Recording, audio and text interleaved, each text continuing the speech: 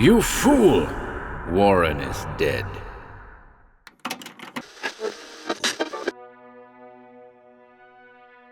Welcome to HorrorBabble. Due to popular demand, Robert E. Howard's novella, Skullface, returns to YouTube today, remastered and unexpurgated. The novella first appeared as a serial in Weird Tales from October 1929 through to December 1929. As always, see the video description for chapter times. And without further ado,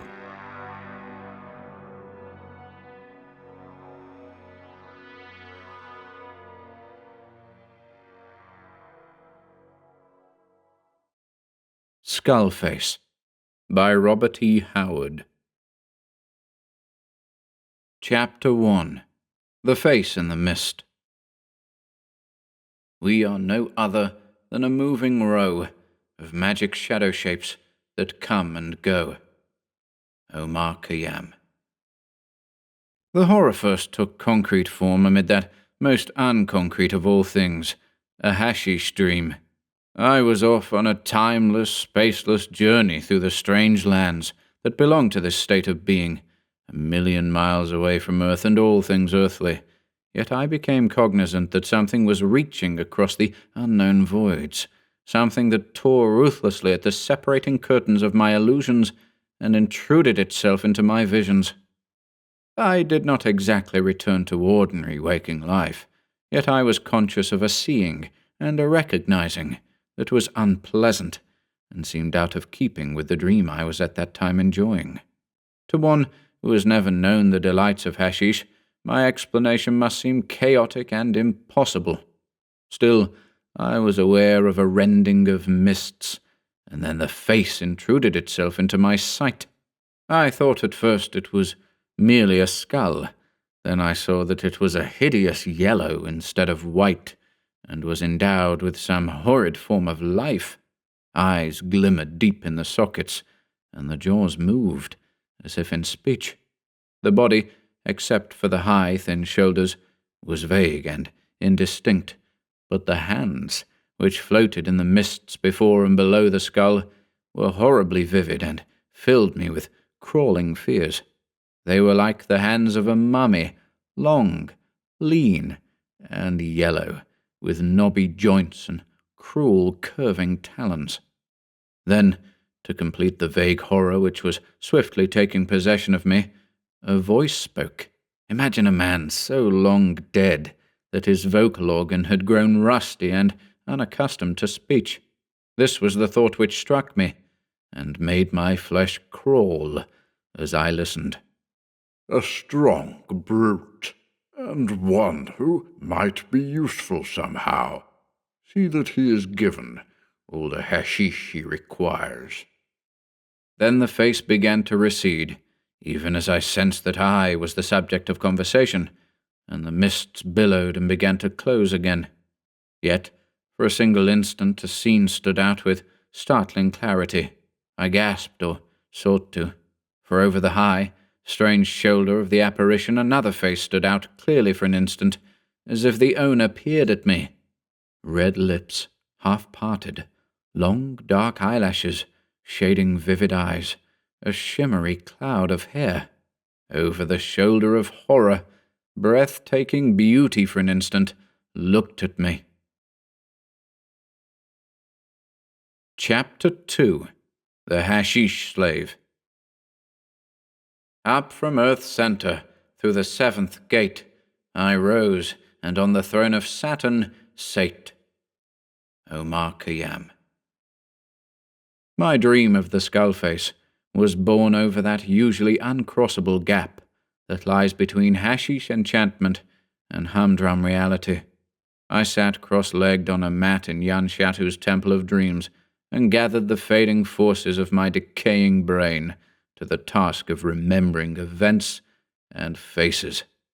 This last dream was so entirely different from any I had ever had before that my waning interest was roused to the point of inquiring as to its origin.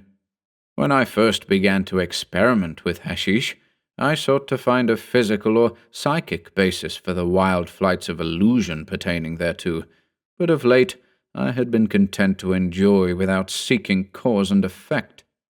Whence this unaccountable sensation of familiarity in regard to that vision? I took my throbbing head between my hands and laboriously sought a clue.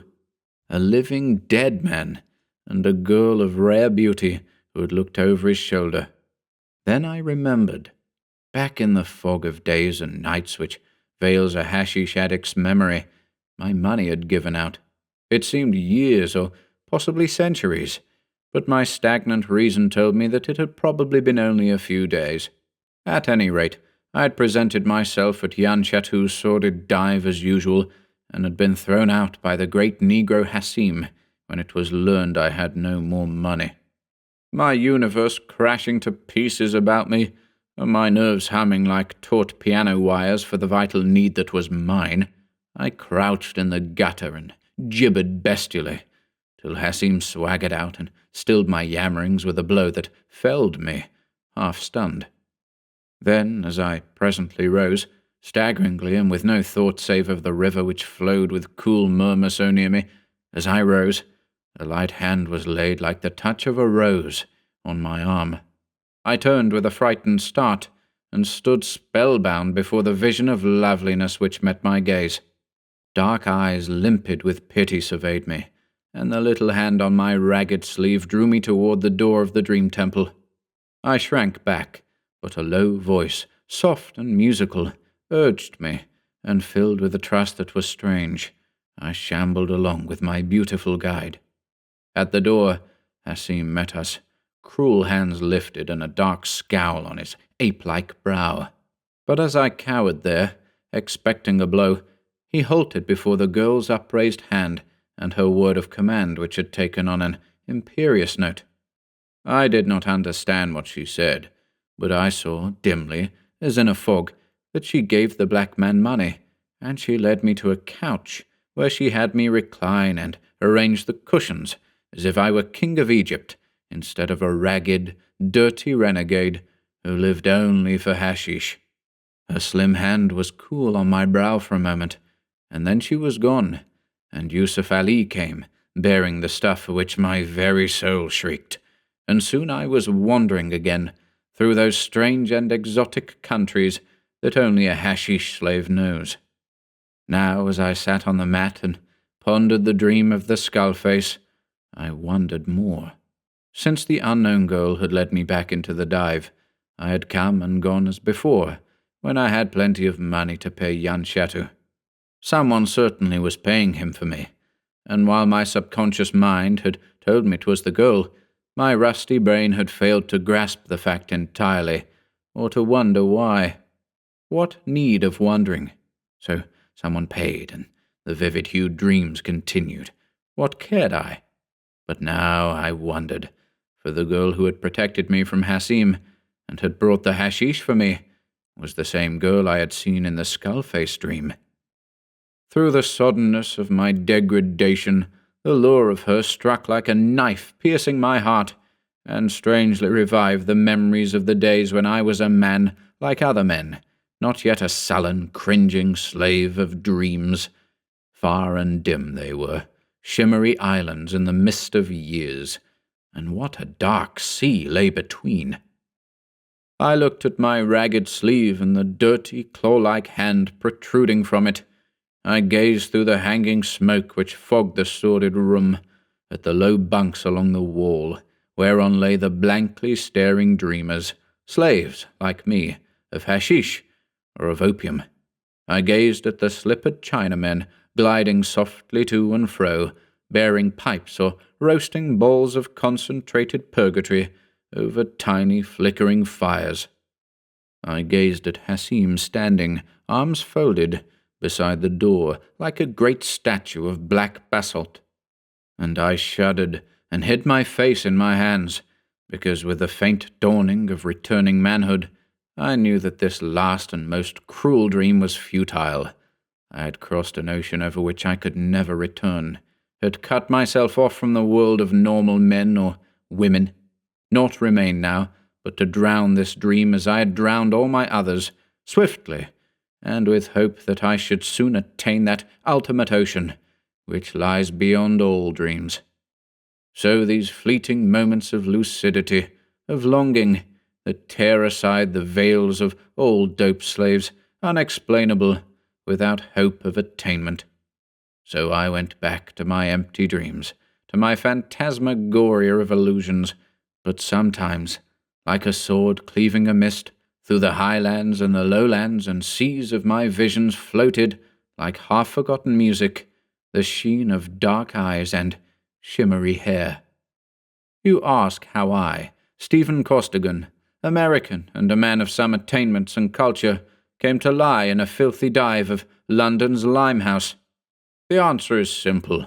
No jaded debauchee, I, seeking new sensations in the mysteries of the Orient. I answer, Argon! Heavens, what deeps and heights of horror lurk in that one word alone! Shell-shocked, shell-torn, endless days and nights without end, and roaring red hell over no man's land, where I lay shot and bayoneted to shreds of gory flesh. My body recovered, how I know not. My mind never did.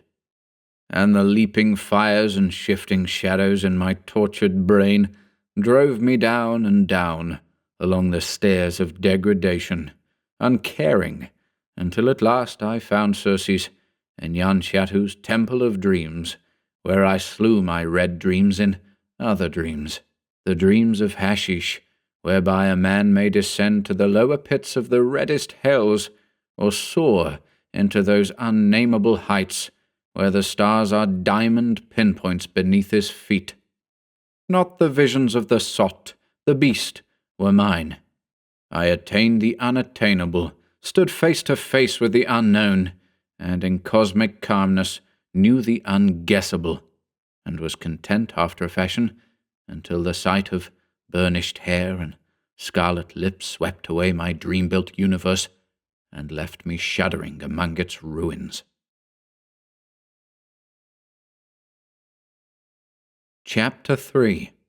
The Master of Doom. And he that tossed you down into the field, he knows about it all. He knows. Omar Khayyam. A hand shook me roughly as I emerged languidly from my latest debauch. "The master wishes you up. Up, swine!" Hassim it was who shook me and who spoke.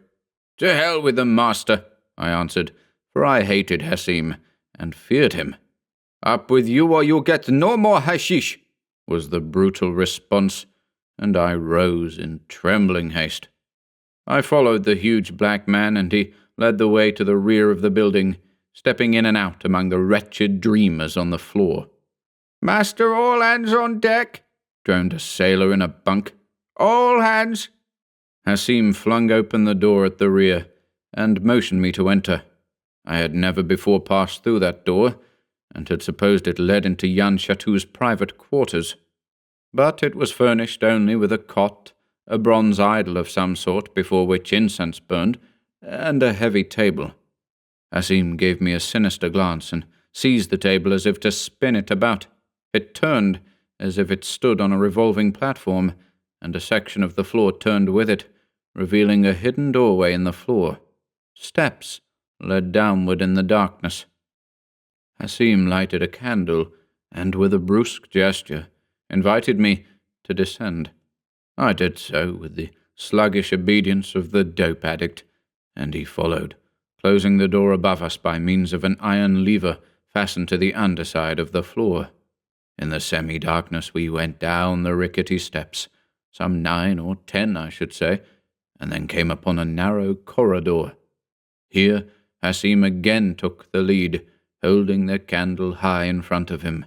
I could scarcely see the sides of this cave-like passageway, but knew that it was not wide.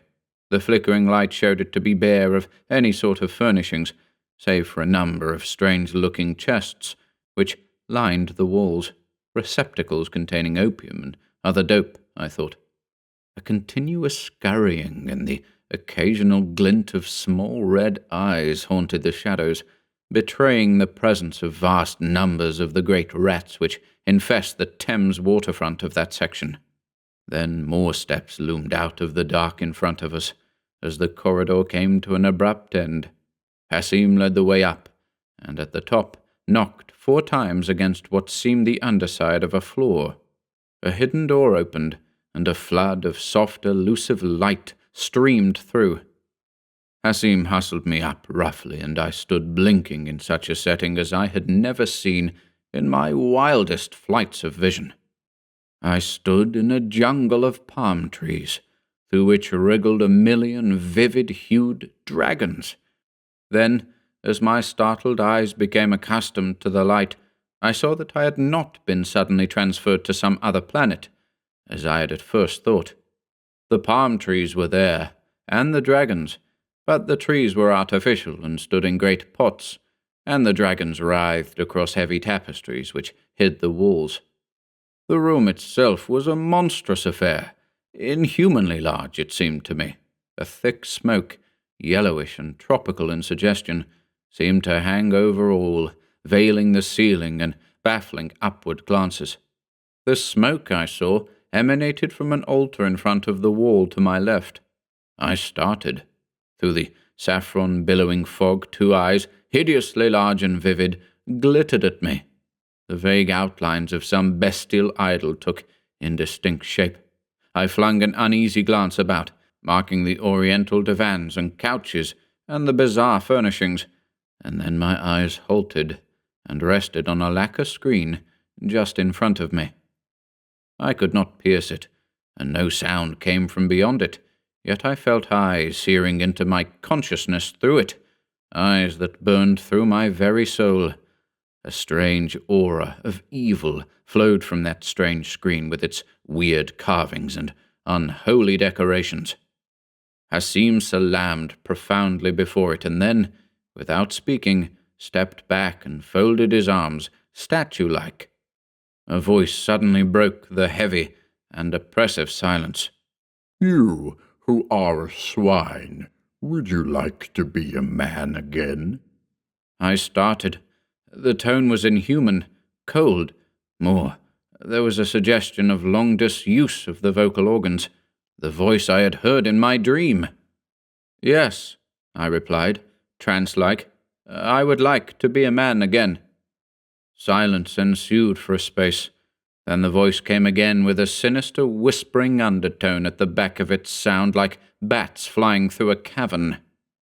"I shall make you a man again, because I am a friend to all broken men. Not for a price shall I do it, no, for gratitude. And I give you a sign to seal my promise and my vow. Thrust your hand through the screen."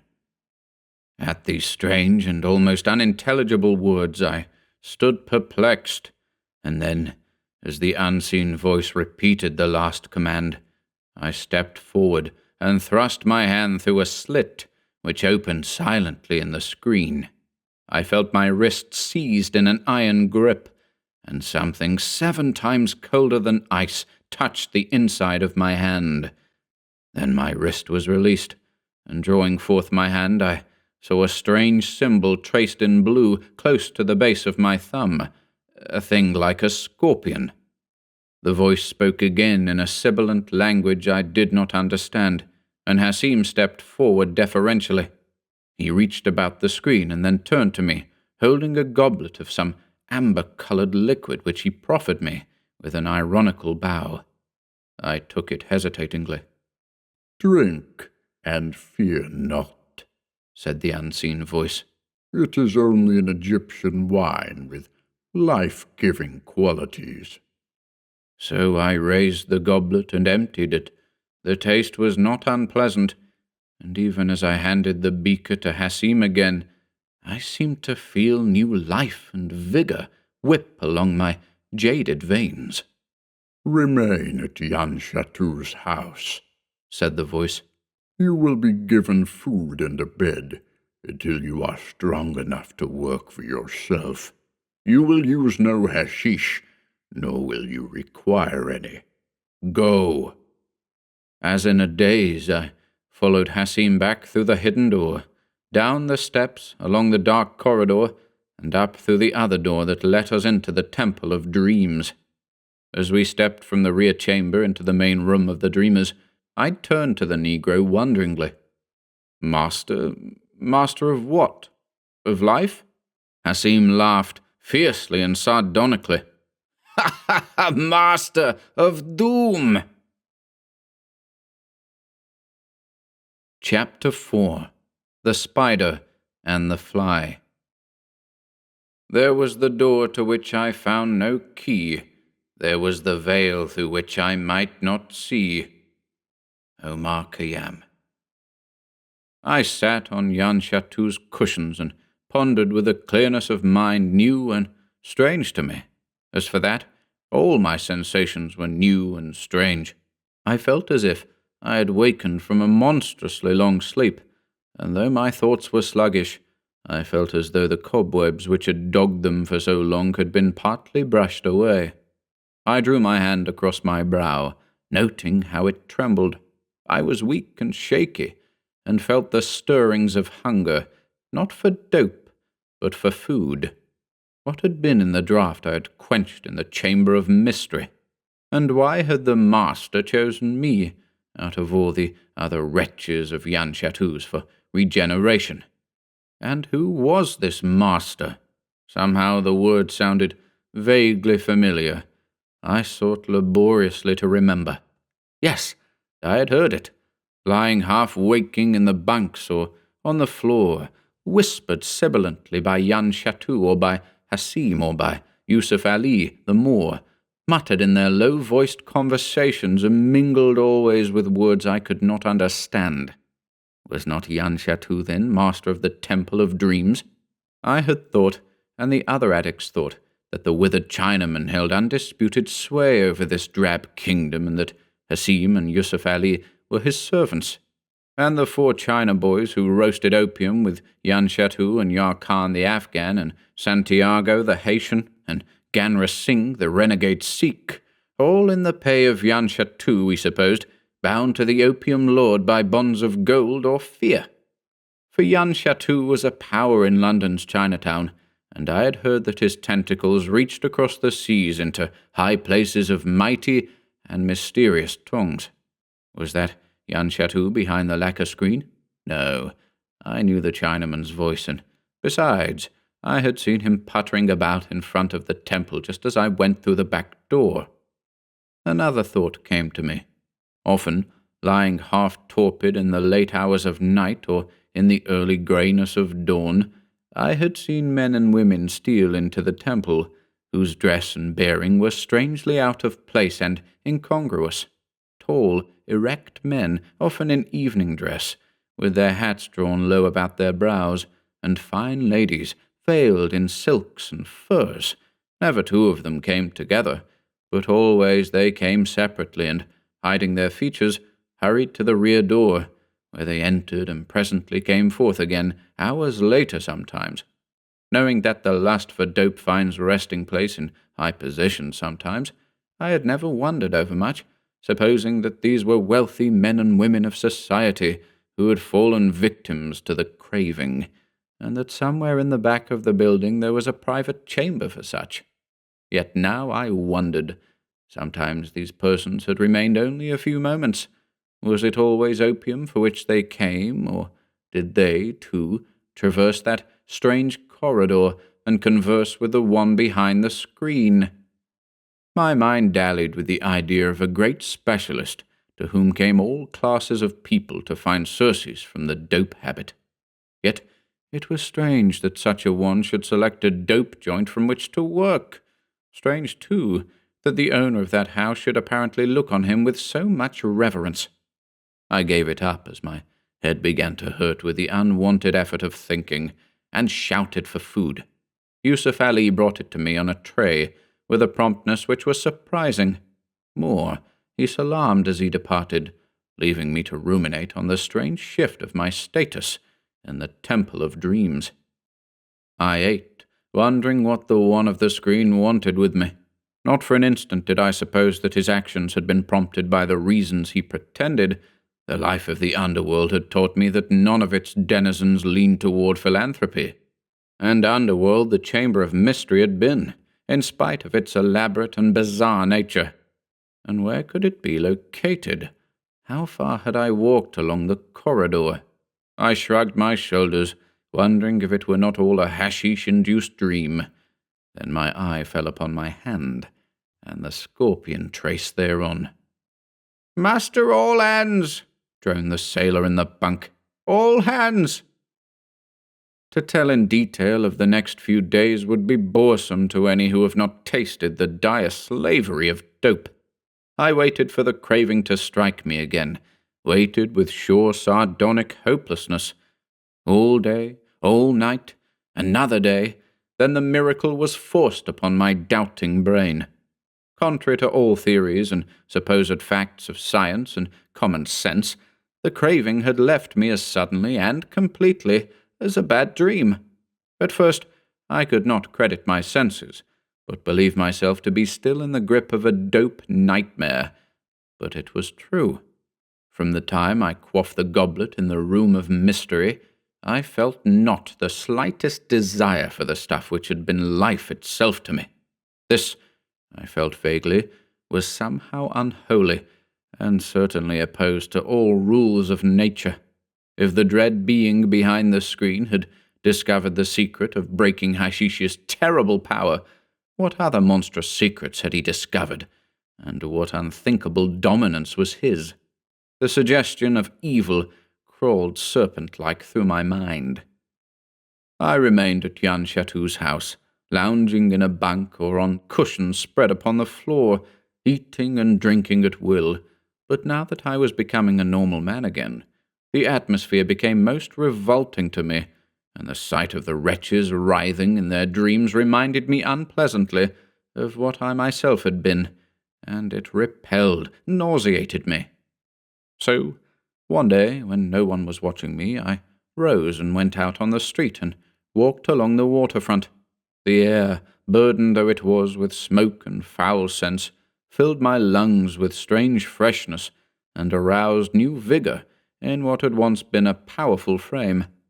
I took new interest in the sounds of men living and working, and the sight of a vessel being unloaded at one of the wharfs actually thrilled me.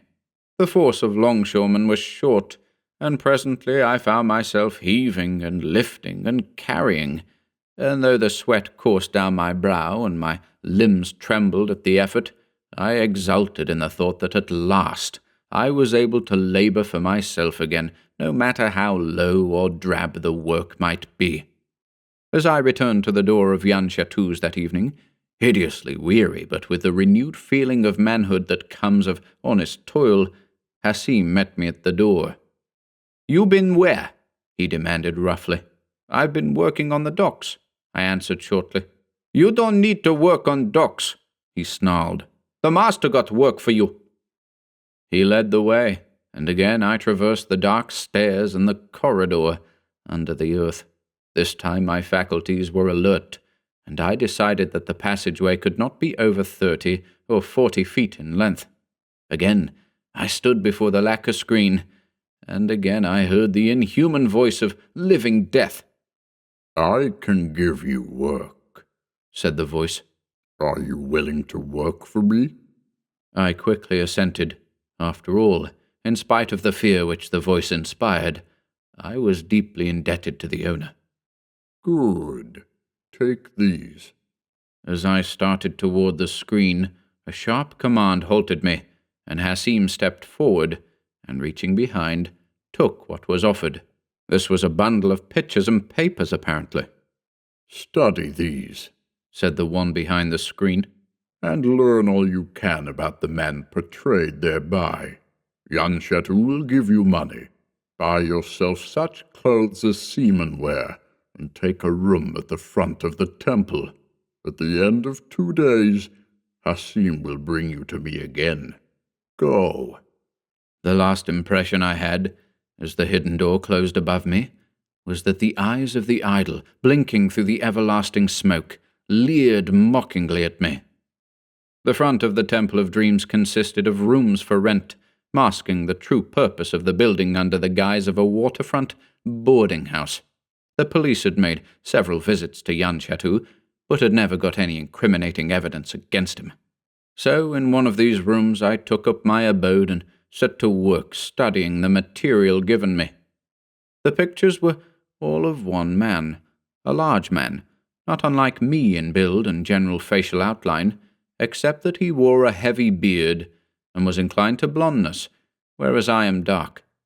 The name, as written on the accompanying papers, was Major Phelan Morley, Special Commissioner to Natal and the Transvaal.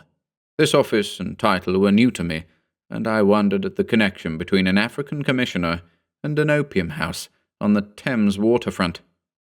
The papers consisted of extensive data, evidently copied from authentic sources, and all dealing with Major Morley, and a number of private documents considerably illuminating on the Major's private life. An exhaustive description was given of the man's personal appearance and habits, some of which seemed very trivial to me. I wondered what the purpose could be, and how the one behind the screen had come in possession of papers of such intimate nature. I could find no clue in answer to this question, but bent all my energies to the task set out for me. I owed a deep debt of gratitude to the unknown man who required this of me, and I was determined to repay him to the best of my ability. Nothing, at this time, suggested a snare to me.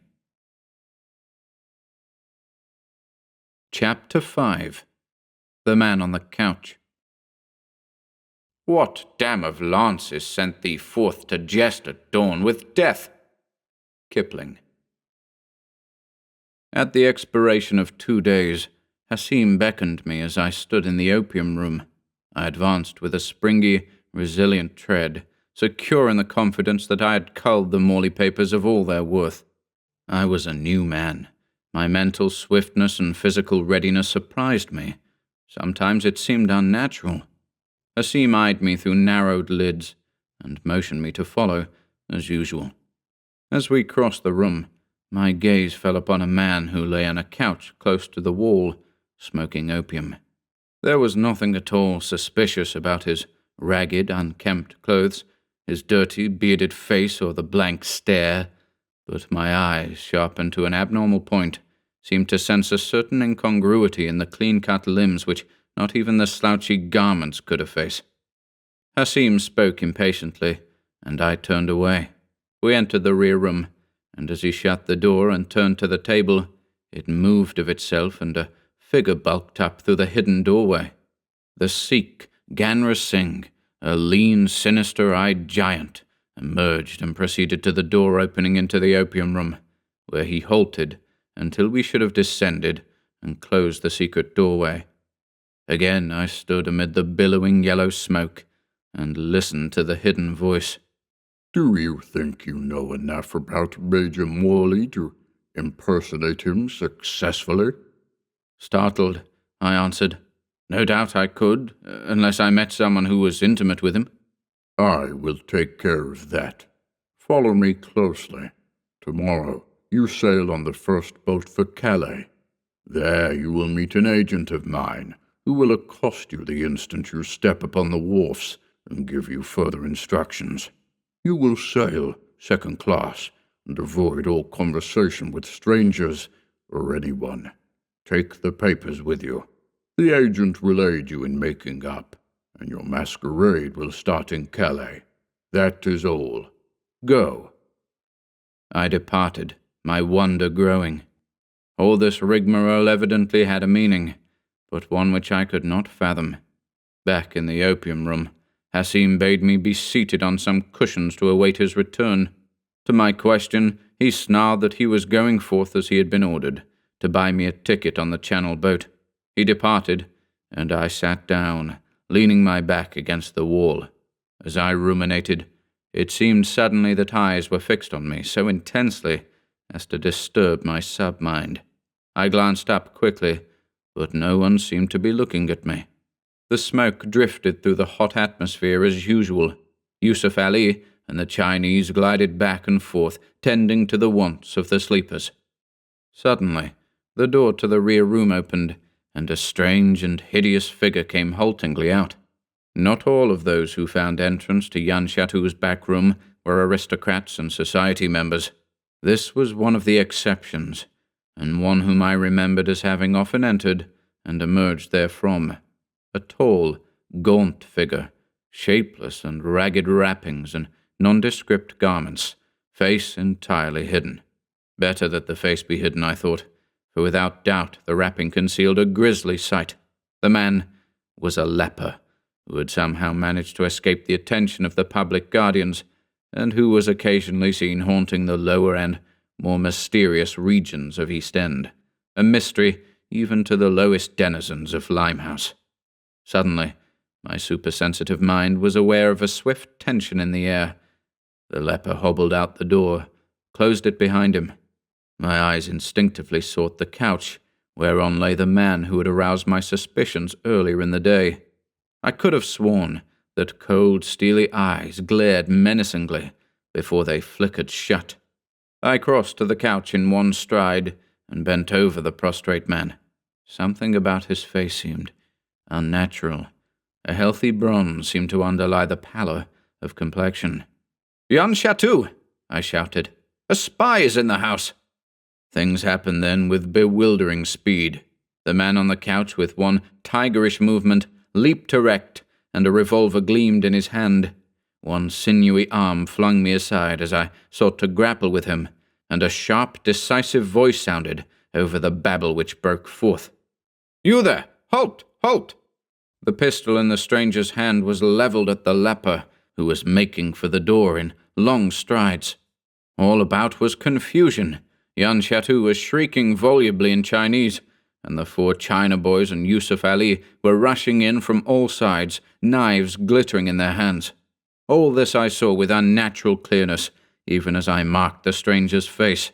As the fleeing leper gave no evidence of halting, I saw the eyes harden to steely points of determination, sighting along the pistol barrel, the features set with the grim purpose of the slayer. The leper was almost to the outer door, but death would strike him down ere he could reach it. And then, just as the finger of the stranger tightened on the trigger, I hurled myself forward, and my right fist crashed against his chin. He went down as though struck by a trip hammer, the revolver exploding harmlessly in the air. In that instant, with the blinding flare of light that sometimes comes to one, I knew that the leper was none other than the man behind the screen. I bent over the fallen man, who, though not entirely senseless, had been rendered temporarily helpless by that terrific blow. He was struggling dazedly to rise, but I shoved him roughly down again, and seizing the false beard he wore, tore it away. A lean, bronzed face was revealed, the strong lines of which not even the artificial dirt and grease paint could alter. Yusuf Ali leaned above him now, dagger in hand, eyes slits of murder. The brown, sinewy hand went up. I caught the wrist. "Not so fast, you black devil! What are you about to do?" "This is John Gordon," he hissed. "The Master's greatest foe. He must die, curse you!" John Gordon. The name was familiar somehow, and yet I did not seem to connect it with the London police, nor account for the man's presence in Jan Chateau's dope joint. However, on one point, I was determined. "You don't kill him at any rate. Up with you." This last to Gordon, who with my aid staggered up, still very dizzy. "That punch would have dropped a bull," I said in wonderment. "I didn't know I had it in me." The false leper had vanished.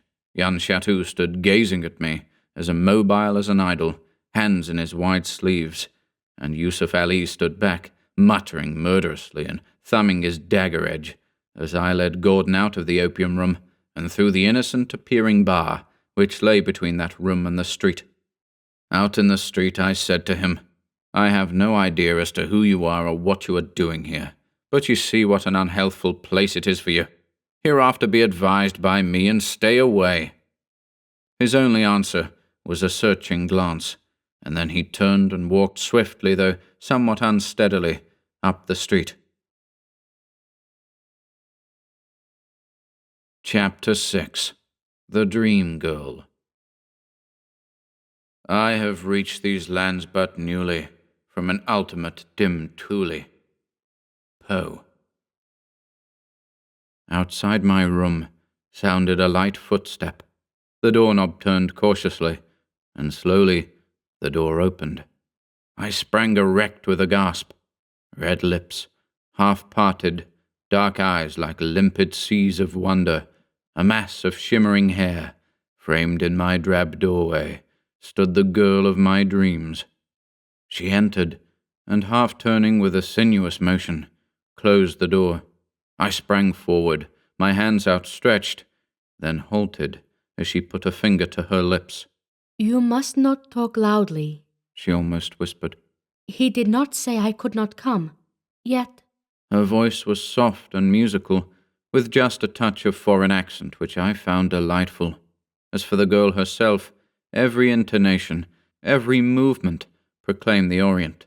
She was a fragrant breath from the East, from her night-black hair, piled high above her alabaster forehead, to her little feet, encased in high-heeled pointed slippers. She portrayed the highest ideal of Asiatic loveliness, an effect which was heightened, rather than lessened, by the English blouse and skirt which she wore. "You are beautiful," I said dazedly. "Who are you?" "I am Zuleika," she answered with a shy smile. I am glad you like me. I am glad you no longer dream hashish dreams." Strange that so small a thing should set my heart to leaping wildly. "I owe it all to you, Zuleika," I said huskily. "Had not I dreamed of you every hour since you first lifted me from the gutter, I had lacked the power of even hoping to be freed from my curse." She blushed prettily, and intertwined her white fingers as if in nervousness. "You leave England tomorrow?" she said suddenly. "Yes. Hassim has not returned with my ticket." I hesitated suddenly, remembering the command of silence. "Yes, I know," she whispered swiftly, her eyes widening. "And John Gordon has been here. He saw you." "Yes." She came close to me, with a quick, lithe movement. "You are to impersonate some man. Listen, while you are doing this, you must not ever let Gordon see you. He would know you, no matter what your disguise. He is a terrible man." "I don't understand," I said, completely bewildered. "How did the master break me of my hashish craving? Who is this Gordon, and why did he come here? Why does the master go disguised as a leper? And who is he? Above all, why am I to impersonate a man I never saw or heard of?" I dare not tell you," she whispered, her face paling. Somewhere in the house sounded the faint tones of a Chinese gong. The girl started like a frightened gazelle. I must go. He summons me." She opened the door, darted through, halted a moment to electrify me with her passionate exclamation, "Oh, be careful! Be very careful, Sahib!" Then she was gone.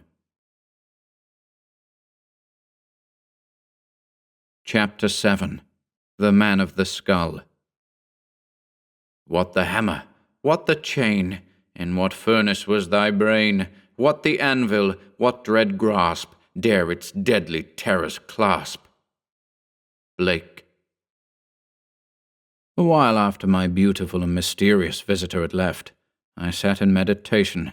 I believed that I had at last stumbled onto an explanation of a part of the enigma, at any rate. This was the conclusion I had reached.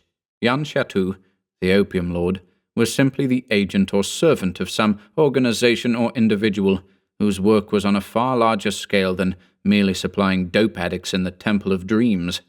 This man, or these men, needed co-workers among all classes of people. In other words, I was being let in with a group of opium smugglers on a gigantic scale. Gordon no doubt had been investigating the case, and his presence alone showed that it was no ordinary one, for I knew that he held a high position within the English government, though just what, I did not know. Opium or not, I determined to carry out my obligation to the master. My moral sense had been blunted by the dark ways I had travelled, and the thought of despicable crime did not enter my head. I was indeed hardened. More, The mere debt of gratitude was increased 1,000-fold by the thought of the girl. To the master I owed it that I was able to stand up on my feet and look into her clear eyes as a man should. So, if he wished my services as a smuggler of dope, he should have them. No doubt, I was to impersonate some man so high in governmental esteem that the usual actions of the customs officers would be deemed unnecessary. Was I to bring some rare dream producer into England? These thoughts were in my mind as I went downstairs, but ever back of them hovered other and more alluring suppositions. What was the reason for the girl, here in this vile dive, a rose in a garbage heap? And who was she? As I entered the outer bar, Hassim came in, his brows set in a dark scowl of anger, and I believed, fear. He carried a newspaper in his hand, folded. "I told you to wait in opium room," he snarled. "You were gone so long that I went up to my room. Have you the ticket?" He merely grunted, and pushed on past me into the opium room, and standing at the door, I saw him cross the floor and disappear into the rear room. I stood there, my bewilderment increasing, for as Hassim had brushed past me, I had noted an item on the face of the paper, against which his black thumb was tightly pressed as if to mark that special column of news. And with the unnatural celerity of action and judgment which seemed to be mine those days, I had in that fleeting instant read, "African Special Commissioner found murdered. The body of Major Phelan Morley was yesterday discovered in a rotting ship's hold at Bordeaux." No more I saw of the details, but that alone was enough to make me think. The affair seemed to be taking on an ugly aspect. Yet another day passed. To my inquiries, Hassim snarled that the plans had been changed, and I was not to go to France. Then, late in the evening, he came to bid me once more to the room of mystery. I stood before the lacquer screen, the yellow smoke acrid in my nostrils, the woven dragons writhing along the tapestries, the palm trees rearing thick and oppressive. "A change has come in our plans," said the hidden voice. "You will not sail as was decided before, but I have other work that you may do. Mayhap this will be more to your type of usefulness, for I admit you have somewhat disappointed me in regard to subtlety. You interfered the other day in such manner as will no doubt cause me great inconvenience in the future." I said nothing, but a feeling of resentment began to stir in me. "Even after the assurance of one of my most trusted servants," the toneless voice continued, with no mark of any emotion save a slightly rising note. "You insisted on releasing my most deadly enemy. Be more circumspect in the future." "I saved your life," I said angrily. "And for that reason alone, I overlook your mistake. This time." A slow fury suddenly surged up in me. "This time! Make the best of it this time, for I assure you there will be no next time. I owe you a greater debt than I can ever hope to pay, but that does not make me your slave. I have saved your life. The debt is as near paid as a man can pay it. Go your way, and I go mine." A low, hideous laugh answered me, like a reptilian hiss. "You fool! You will pay with your whole life's toil. You say you are not my slave. I say you are, just as Black Hassim there beside you is my slave. Just as the girl Zuleika is my slave, who has bewitched you with her beauty." These words sent a wave of hot blood to my brain, and I was conscious of a flood of fury which completely engulfed my reason for a second. Just as all my moods and senses seemed sharpened and exaggerated those days, so now this burst of rage transcended every moment of anger I had ever had before. "Hell's fiends!" I shrieked. "You devil! Who are you? And what is your hold on me? I'll see you or die!" Hassim sprang at me, but I hurled him backward, and with one stride reached the screen and flung it aside with an incredible effort of strength. Then I shrank back, hands outflung, shrieking. A tall, gaunt figure stood before me, a figure arrayed grotesquely in a silk, brocaded gown which fell to the floor. From the sleeves of this gown protruded hands which filled me with crawling horror, long, predatory hands, with thin, bony fingers and curved talons, withered skin of a parchment brownish yellow, like the hands of a man long dead. The hands! But, oh God, the face! A skull, to which no vestige of flesh seemed to remain, but on which taut, brownish-yellow skin grew fast, etching out every detail of that terrible death's head. The forehead was high, and in a way magnificent, but the head was curiously narrow through the temples, and from under penthouse brows great eyes glimmered like pools of yellow fire. The nose was high-bridged and very thin. The mouth was a mere colourless gash between thin, cruel lips. A long, bony neck supported this frightful vision, and completed the effect of a reptilian demon from some medieval hell. I was face to face with the skull-faced man of my dreams. Chapter 8. Black Wisdom. By thought a crawling ruin, by life a leaping mire, by a broken heart in the breast of the world, and the end of the world's desire. Chesterton. The terrible spectacle drove for the instant all thought of rebellion from my mind. My very blood froze in my veins, and I stood motionless. I heard Hassim laugh grimly behind me. The eyes in the cadaverous face blazed fiendishly at me, and I blanched from the concentrated satanic fury in them. Then the horror laughed sibilantly. I do you a great honour, Mr. Costigan. Among a very few, even of my own servants, you may say that you saw my face and lived. I think you will be more useful to me living than dead. I was silent, completely unnerved. It was difficult to believe that this man lived, for his appearance certainly belied the thought. He seemed horribly like a mummy, yet his lips moved when he spoke, and his eyes flamed with hideous life. You will do as I say, he said abruptly, and his voice had taken on a note of command. You doubtless know, or know of, Sir Holdred Frenton. Yes. Every man of culture in Europe and America was familiar with the travel books of Sir Holdred Frenton, author and soldier of fortune. You will go to Sir Holdred's estate tonight. Yes? And kill him! I staggered. Literally. This order was incredible, unspeakable. I had sunk low enough to smuggle opium, but to deliberately murder a man I had never seen, a man noted for his kindly deeds? That was too monstrous even to contemplate. You do not refuse? The tone was as loathly and as mocking as the hiss of a serpent. Refuse? I screamed, finding my voice at last. Refuse? You incarnate devil! Of course I refuse! You— Something in the cold assurance of his manner halted me, froze me into apprehensive silence. You fool, he said calmly. I broke the hashish chains. Do you know how? 4 minutes from now you will know, and curse the day you were born.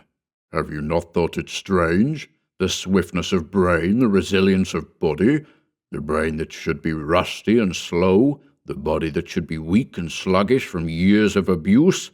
That blow that felled John Gordon, have you not wondered at its might? The ease with which you mastered Major Morley's records, have you not wondered at that?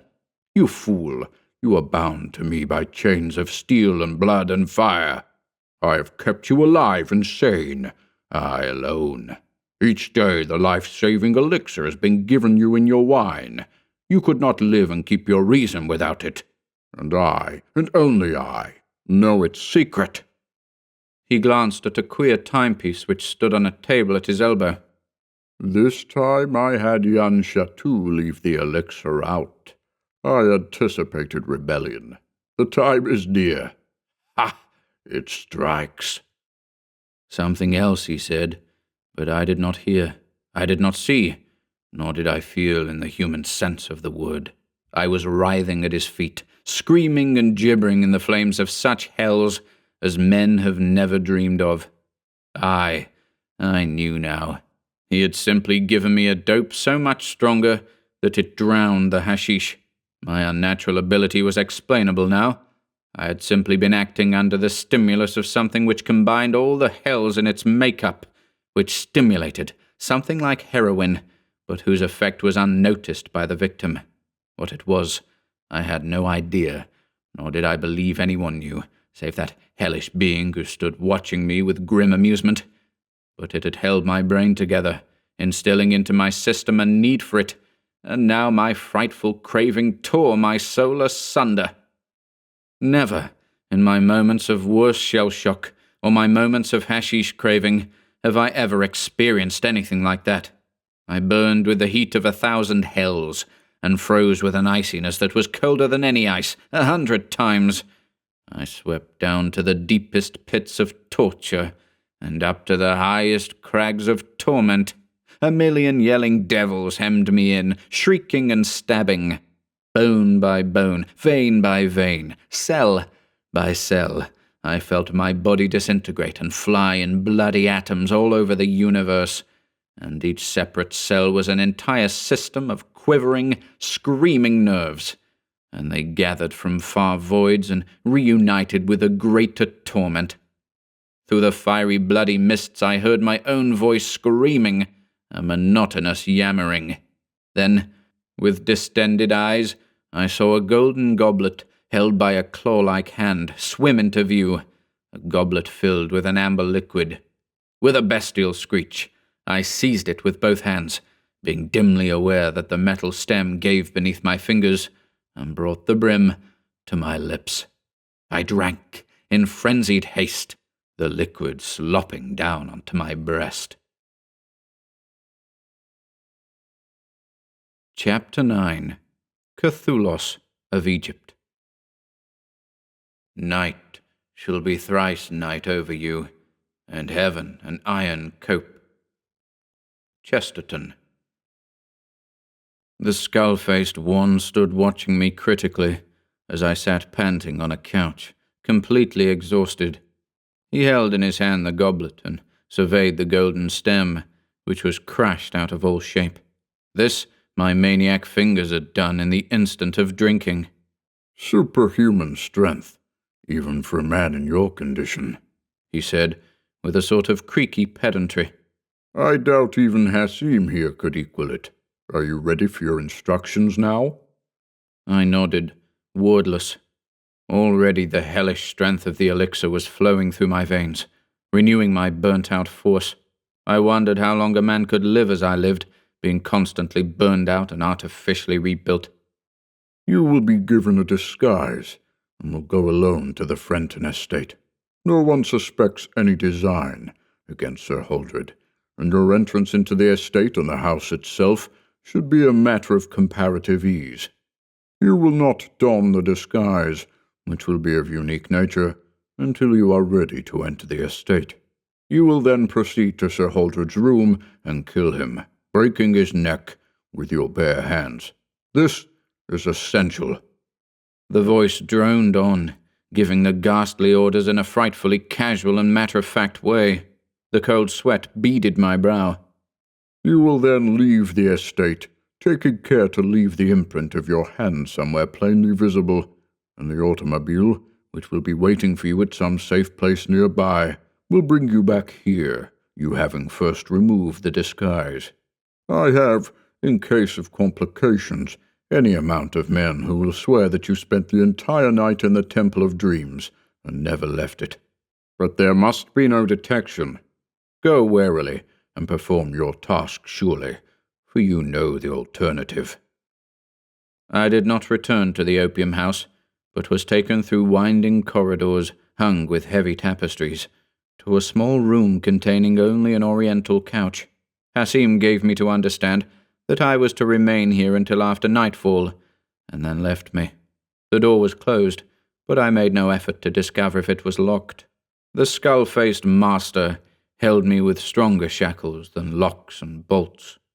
Seated upon the couch in the bizarre setting of a chamber which might have been a room in an Indian zanana, I faced fact squarely and fought out my battle. There was still in me some trace of manhood left, more than the fiend had reckoned, and added to this were black despair and desperation. I chose and determined on my only course. Suddenly, the door opened softly. Some intuition told me whom to expect, nor was I disappointed. Zuleika stood, a glorious vision before me, a vision which mocked me, made blacker my despair, and yet thrilled me with wild yearning and reasonless joy. She bore a tray of food which she set beside me, and then she seated herself on the couch, her large eyes fixed upon my face. A flower in a serpent den she was, and the beauty of her took hold of my heart. "Stephen," she whispered, and I thrilled as she spoke my name for the first time. Her luminous eyes suddenly shone with tears, and she laid her little hand on my arm. I seized it in both my rough hands. "They have set you a task which you fear and hate," she faltered. I almost laughed. But I'll fool them yet. Zuleika, tell me, what is the meaning of all this? She glanced fearfully around her. "I do not know all." She hesitated. "Your plight is all my fault, but I hoped... Stephen, I have watched you every time you came to yon chateaux for months. You did not see me, but I saw you, and I saw in you, not the broken sot your rags proclaimed, but a wounded soul, a soul bruised terribly on the ramparts of life, and, from my heart, I pitied you. Then, when Hassim abused you that day..." Again, tears started to her eyes. "I could not bear it, and I knew how you suffered for want of hashish. So I paid yon chateau, and going to the master, oh, you will hate me for this," she sobbed. No, never. "I told him that you were a man who might be of use to him, and begged him to have yon chateau supply you with what you needed. He had already noticed you, for his is the eye of the slaver, and all the world is his slave market. So he bade yon chateau do as I asked, and now, better if you had remained as you were, my friend." No, I exclaimed. I have known a few days of regeneration, even if it was false. I have stood before you as a man, and that is worth all else. And all that I felt for her must have looked forth from my eyes, for she dropped hers and flushed. Ask me not how love comes to a man, but I knew that I loved Zuleika, had loved this mysterious Oriental girl since first I saw her, and somehow I felt that she, in a measure, returned my affection. This realization made blacker and more barren the road I had chosen, yet, for pure love must ever strengthen a man, it nerved me to what I must do. "Zuleika," I said, speaking hurriedly, "time flies, and there are things I must learn. Tell me, who are you, and why do you remain in this den of Hades?" "I am Zuleika. That is all I know. I am Circassian by blood and birth. When I was very little, I was captured in a Turkish raid and raised in a Istanbul harem. While I was yet too young to marry, my master gave me as a present to him." "And who is he, this skull-faced man?" "He is Kathulos of Egypt. That is all I know. My master." "An Egyptian? Then what is he doing in London? Why all this mystery?" She intertwined her fingers nervously. "Stephen, please, speak lower. Always there is someone listening everywhere. I do not know who the master is, or why he is here, or why he does these things. I swear by Allah, if I knew, I would tell you. Sometimes, distinguished-looking men come here to the room where the master receives them, not the room where you saw him, and he makes me dance before them, and afterward flirt with them a little. And always I must repeat exactly what they say to me. That is what I must always do in Turkey, in the Barbary States, in Egypt, in France, and in England. The master taught me French and English, and educated me in many ways himself. He is the greatest sorcerer in all the world, and knows all ancient magic and everything." "Zuleika," I said, "my race is soon run, but let me get you out of this. Come with me, and I swear I'll get you away from this fiend." She shuddered and hid her face. No, no, I cannot. Zuleika, I asked gently, what hold has he over you, child? Dope, also? No, no, She whimpered. I do not know. I do not know. But I cannot. I never can escape him. I sat, baffled for a few moments. Then I asked, Zuleika, where are we right now? This building is a deserted storehouse back of the Temple of Silence. I thought so. What is in the chests in the tunnel? I do not know. Then suddenly she began weeping softly. You too, a slave like me. You who are so strong and kind. Oh, Stephen, I cannot bear it. I smiled. Lean closer, Zuleika, and I will tell you how I am going to fool this Kathulos. She glanced apprehensively at the door. You must speak low. I will lie in your arms, and while you pretend to caress me, whisper your words to me. She glided into my embrace, and there on the dragon-worked couch in that house of horror, I first knew the glory of Zuleika's slender form nestling in my arms, of Zuleika's soft cheek pressing my breast. The fragrance of her was in my nostrils, her hair in my eyes, and my senses reeled. Then with my lips hidden by her silky hair, I whispered, swiftly, I am going first to warn Sir Holdred Frenton, then to find John Gordon, and tell him of this den. I will lead the police here, and you must watch closely, and be ready to hide from him, until we can break through and kill or capture him. Then you will be free. But you... She gasped, paling. You must have the elixir, and only he... I have a way of outdoing him, child, I answered. She went pitifully white, and her woman's intuition sprang at the right conclusion. You are going to kill yourself. And much as it hurt me to see her emotion, I yet felt a torturing thrill that she should feel so on my account. Her arms tightened about my neck. Don't, Stephen, she begged. It is better to live, even... No, not at that price. Better to go out clean while I have the manhood left. She stared at me wildly for an instant. Then, pressing her red lips suddenly to mine, she sprang up and fled from the room. Strange, strange are the ways of love.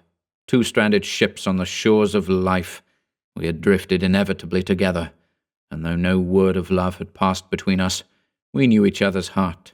Through grime and rags and through accoutrements of the slave, we knew each other's heart, and from the first loved as naturally and as purely as it was intended from the beginning of time. The beginning of life now, and the end for me, for as soon as I had completed my task, ere I felt again the torments of my curse, love and life and beauty and torture should be blotted out together in the stark finality of a pistol ball scattering my rotting brain. Better a clean death than... The door opened again, and Yusuf Ali entered. "The hour arrives for departure," he said briefly. "Rise and follow." I had no idea, of course, as to the time. No window opened from the room I occupied. I had seen no outer window whatever. The rooms were lighted by tapers and censers swinging from the ceiling. As I rose, the slim young Moor slanted a sinister glance in my direction. "This lies between you and me," he said sibilantly. "Servants of the same master we, but this concerns ourselves alone. Keep your distance from Zuleika. The master has promised her to me in the days of the Empire." My eyes narrowed to slits as I looked into the frowning, handsome face of the Oriental, and such hate surged up in me as I have seldom known. My fingers involuntarily opened and closed, and the Moor, marking the action, stepped back, hand in his girdle. "Not now. There is work for us both. Later, perhaps." Then, in a sudden cold gust of hatred, "Swine, ape-man! When the master is finished with you, I shall quench my dagger in your heart." I laughed grimly. "Make it soon, desert snake, or I'll crush your spine between my hands." Chapter 10. The Dark House. Against all man-made shackles and a man-made hell, alone at last, unaided, I rebel. Monday.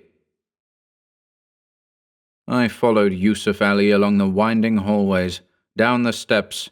Kathulos was not in the idol room, and along the tunnel, then through the rooms of the Temple of Dreams, and out into the street, where the street lamps gleamed drearily through the fogs and a slight drizzle. Across the street stood an automobile, curtains closely drawn. "That is yours," said Hassim, who had joined us. "Saunter across natural-like. Don't act suspicious. The place may be watched. The driver knows what to do." Then he and Yusuf Ali drifted back into the bar, and I took a single step toward the curb. "Stephen!" A voice that made my heart leap spoke my name.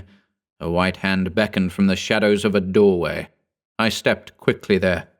"Zuleika!" "Shh!" She clutched my arm, slipped something into my hand. I made out vaguely a small flask of gold. "Hide this, quick!" Came her urgent whisper. "Don't come back, but go away and hide. This is full of elixir. I will try to get you some more before that is all gone. You must find a way of communicating with me." "Yes, but how did you get this?" I asked amazedly. "I stole it from the master. Now please, I must go before he misses me." And she sprang back into the doorway and vanished. I stood undecided. I was sure that she had risked nothing less than her life in doing this, and I was torn by the fear of what Kathulos might do to her were the theft discovered. But to return to the house of mystery would certainly invite suspicion, and I might carry out my plan and strike back before the skull-faced one learned of his slave's duplicity. So I crossed the street to the waiting automobile. The driver was a Negro whom I had never seen before, a lanky man of medium height. I stared hard at him, wondering how much he had seen. He gave no evidence of having seen anything, and I decided that even if he had noticed me step back into the shadows, he could not have seen what passed there, nor have been able to recognize the girl. He merely nodded as I climbed in the back seat, and a moment later we were speeding away down the deserted and fog-haunted streets. A bundle beside me I concluded to be the disguise mentioned by the Egyptian. To recapture the sensations I experienced as I rode through the rainy, misty night would be impossible. I felt as if I were already dead, and the bare and dreary streets about me were the roads of death, over which my ghost had been doomed to roam forever. A torturing joy was in my heart, and bleak despair, the despair of a doomed man. Not that death itself was so repellent. A dope victim dies too many deaths to shrink from the last, but it was hard to go out just as love had entered my barren life, and I was still young. A sardonic smile crossed my lips. They were young too, the men who died beside me in no man's land. I drew back my sleeve and clenched my fists, tensing my muscles. There was no surplus weight on my frame, and much of the firm flesh had wasted away, but the cords of the great biceps still stood out like knots of iron, seeming to indicate massive strength. But I knew my might was false, that in reality I was a broken hulk of a man, animated only by the artificial fire of the elixir, without which a frail girl might topple me over. The automobile came to a halt among some trees. We were on the outskirts of an exclusive suburb, and the hour was past midnight. Through the trees I saw a large house looming darkly against the distant flares of nighttime London. "This is where I wait," said the Negro. "No one can see the automobile from the road or from the house." Holding a match so that its light could not be detected outside the car, I examined the disguise, and was hard put to restrain an insane laugh. The disguise was the complete hide of a gorilla. Gathering the bundle under my arm, I trudged toward the wall which surrounded the Frenton estate. A few steps, and the trees where the Negro hid with the car merged into one dark mass. I did not believe he could see me, but for safety's sake I made, not for the high iron gate at the front, but for the wall at the side where there was no gate. No light showed in the house. Sir Holdred was a bachelor, and I was sure that the servants were all in bed long ago. I negotiated the wall with ease, and stole across the dark lawn to a side door, still carrying the grisly disguise under my arm. The door was locked, as I had anticipated, and I did not wish to arouse anyone until I was safely in the house, where the sound of voices would not carry to one who might have followed me. I took hold of the knob with both hands, and exerting slowly the inhuman strength that was mine, began to twist. The shaft turned in my hands, and the lock within shattered suddenly, with a noise that was like the crash of a cannon in the stillness. An instant more, and I was inside, and had closed the door behind me. I took a single stride in the darkness in the direction I believed the stair to be, then halted as a beam of light flashed into my face. At the side of the beam, I caught the glimmer of a pistol muzzle.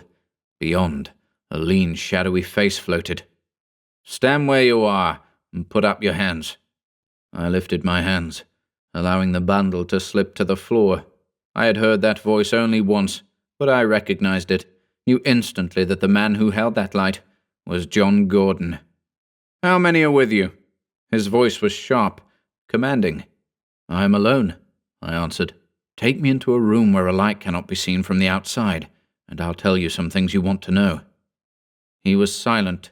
Then, bidding me to take up the bundle I had dropped, he stepped to one side and motioned me to precede him into the next room.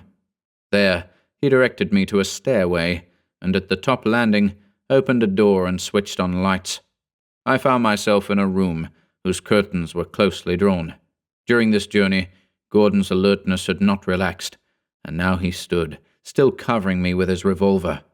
Clad in conventional garments, he stood revealed a tall, leanly but powerfully built man, taller than I, but not so heavy, with steel-grey eyes and clean-cut features.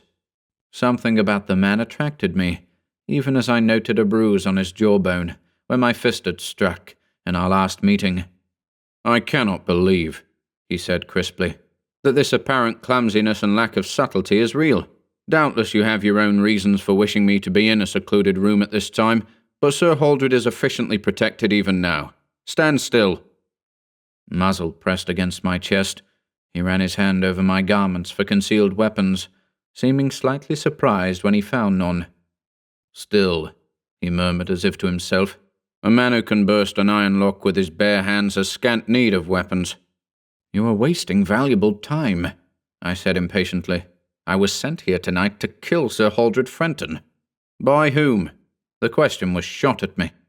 "By the man who sometimes goes disguised as a leper." He nodded, a gleam in his scintillant eyes. "My suspicions were correct, then?" "Doubtless. Listen to me closely. Do you desire the death or arrest of that man?" Gordon laughed grimly. "To one who wears the mark of the scorpion on his hand, my answer would be superfluous." "Then follow my directions, and your wish shall be granted." His eyes narrowed suspiciously. "So that was the meaning of this open entry and non-resistance?" he said slowly. "Does the dope which dilates your eyeballs so warp your mind that you think to lead me into ambush?" I pressed my hands against my temples. Time was racing, and every moment was precious. How could I convince this man of my honesty? "Listen, my name is Stephen Costigan, of America.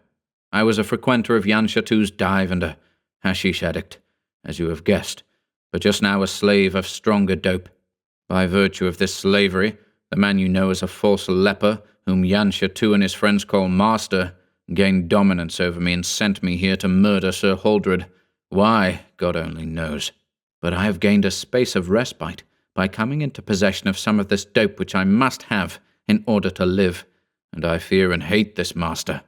Listen to me, and I swear, by all things holy and unholy, that before the sun rises the false leper shall be in your power."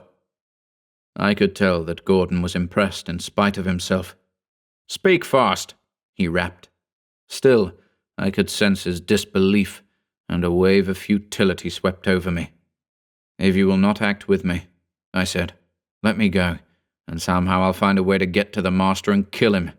My time is short, my hours are numbered, and my vengeance is yet to be realized."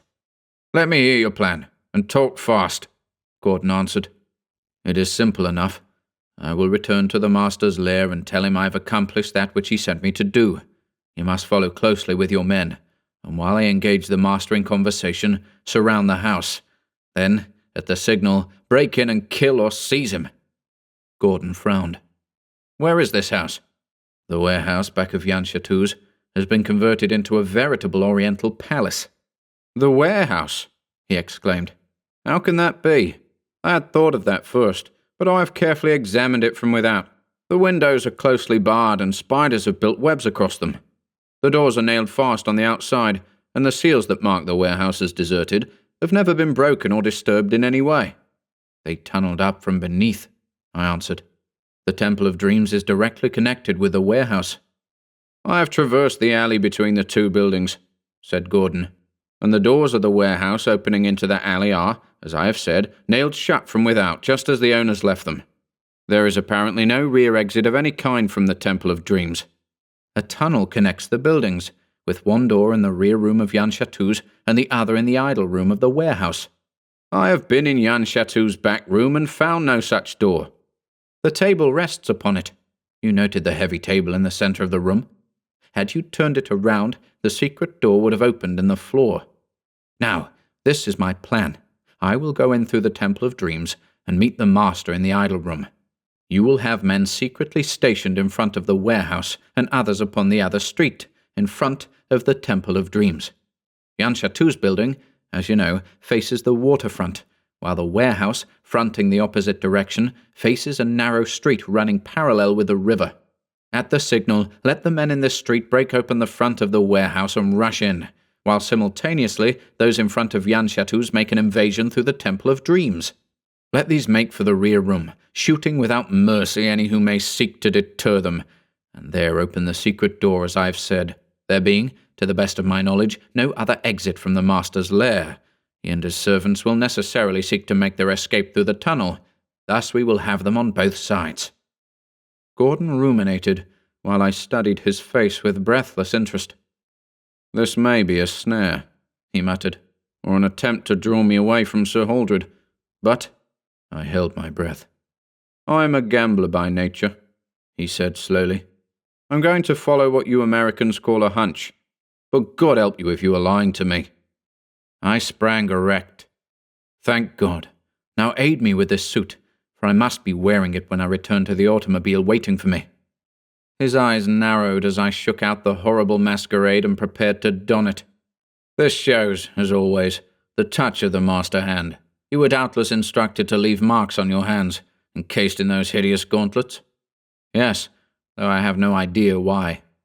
"I think I have. The master is famed for leaving no real clues to mark his crimes.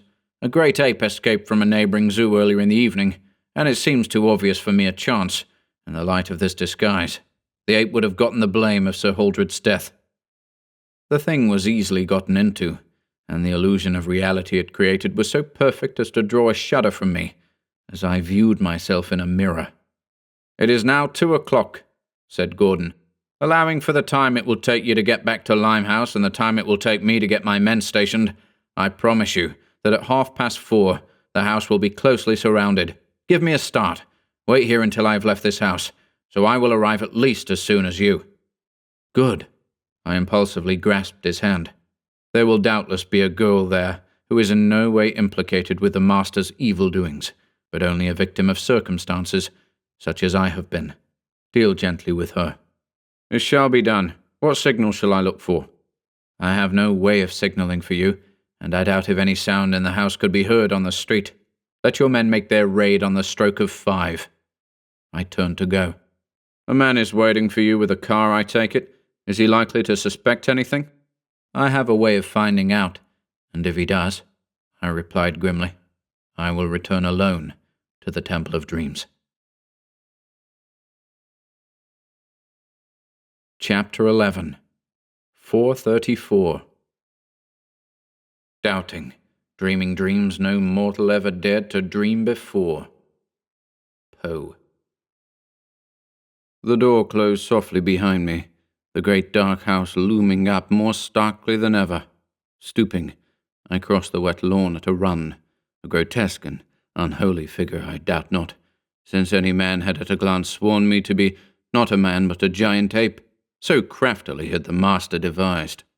I clambered the wall, dropped to the earth beyond, and made my way through the darkness and the drizzle to the group of trees which masked the automobile. The Negro driver leaned out of the front seat. I was breathing hard and sought in various ways to simulate the actions of a man who has just murdered in cold blood and fled the scene of his crime. "You heard nothing? No sound, no scream?" I hissed, gripping his arm. "No noise except a slight crash when you first went in," he answered. "You did a good job. Nobody passing along the road could have suspected anything." "Have you remained in the car all the time?" I asked, and when he replied that he had, I seized his ankle and ran my hand over the soles of his shoe. It was perfectly dry, as was the cuff of his trouser leg. Satisfied, I climbed into the back seat. Had he taken a step on the earth, shoe and garment would have showed it by the telltale dampness. I ordered him to refrain from starting the engine until I had removed the ape-skin, and then we sped through the night, and I fell victim to doubts and uncertainties. Why should Gordon put any trust in the word of a stranger and a former ally of the Master's? Would he not put my tale down as the ravings of a dope-crazed addict, or a lie to ensnare or befool him? Still, if he had not believed me, why had he let me go? I could but trust. At any rate, what Gordon did or did not do would scarcely affect my fortunes ultimately, even though Zuleika had furnished me with that which would merely extend the number of my days. My thoughts centered on her, and more than my hope of vengeance on Kathulos was the hope that Gordon might be able to save her from the clutches of the fiend. At any rate, I thought grimly, if Gordon failed me, I still had my hands, and if I might lay them upon the bony frame of the skull-faced one. Abruptly, I found myself thinking of Yusuf Ali and his strange words, the import of which just occurred to me. The Master has promised her to me in the days of the Empire. The days of the Empire. What could that mean? The automobile at last drew up in front of the building, which hid the Temple of Silence, now dark and still. The ride had seemed interminable, and as I dismounted, I glanced at the timepiece on the dashboard of the car. My heart leaped. It was 4:34, and unless my eyes tricked me, I saw a movement in the shadows across the street, out of the flare of the street lamp. At this time of night it could mean only one of two things: some menial of the Master watching for my return, or else Gordon had kept his word. The Negro drove away, and I opened the door, crossed the deserted bar, and entered the opium room. The bunks on the floor were littered with the dreamers, for such places as these know nothing of day or night as normal people know, but all lay deep in sottish slumber. The lamps glimmered through the smoke, and a silence hung mist-like over all. Chapter 12. The Stroke of 5. He saw gigantic tracks of death, and many a shape of doom. Chesterton. Two of the China boys squatted among the smudge fires, staring at me unwinkingly as I threaded my way among the recumbent bodies and made my way to the rear door. For the first time I traversed the corridor alone, and found time to wonder again as to the contents of the strange chests which lined the walls. 4 raps on the underside of the floor, and a moment later I stood in the idol room. I gasped in amazement. The fact that across a table from me sat Kathulos in all his horror was not the cause of my exclamation. Except for the table, the chair on which the skull-faced one sat, and the altar, now bare of incense, the room was perfectly bare. Drab, unlovely walls of the unused warehouse met my gaze instead of the costly tapestries I had become accustomed to. The palms, the idol, the lacquered screen, all were gone. "Ah, Mr. Costigan, you wonder, no doubt." The dead voice of the Master broke in on my thoughts. His serpent eyes glittered balefully. The long yellow fingers twined sinuously upon the table. "You thought me to be a trusting fool, no doubt," he rapped suddenly.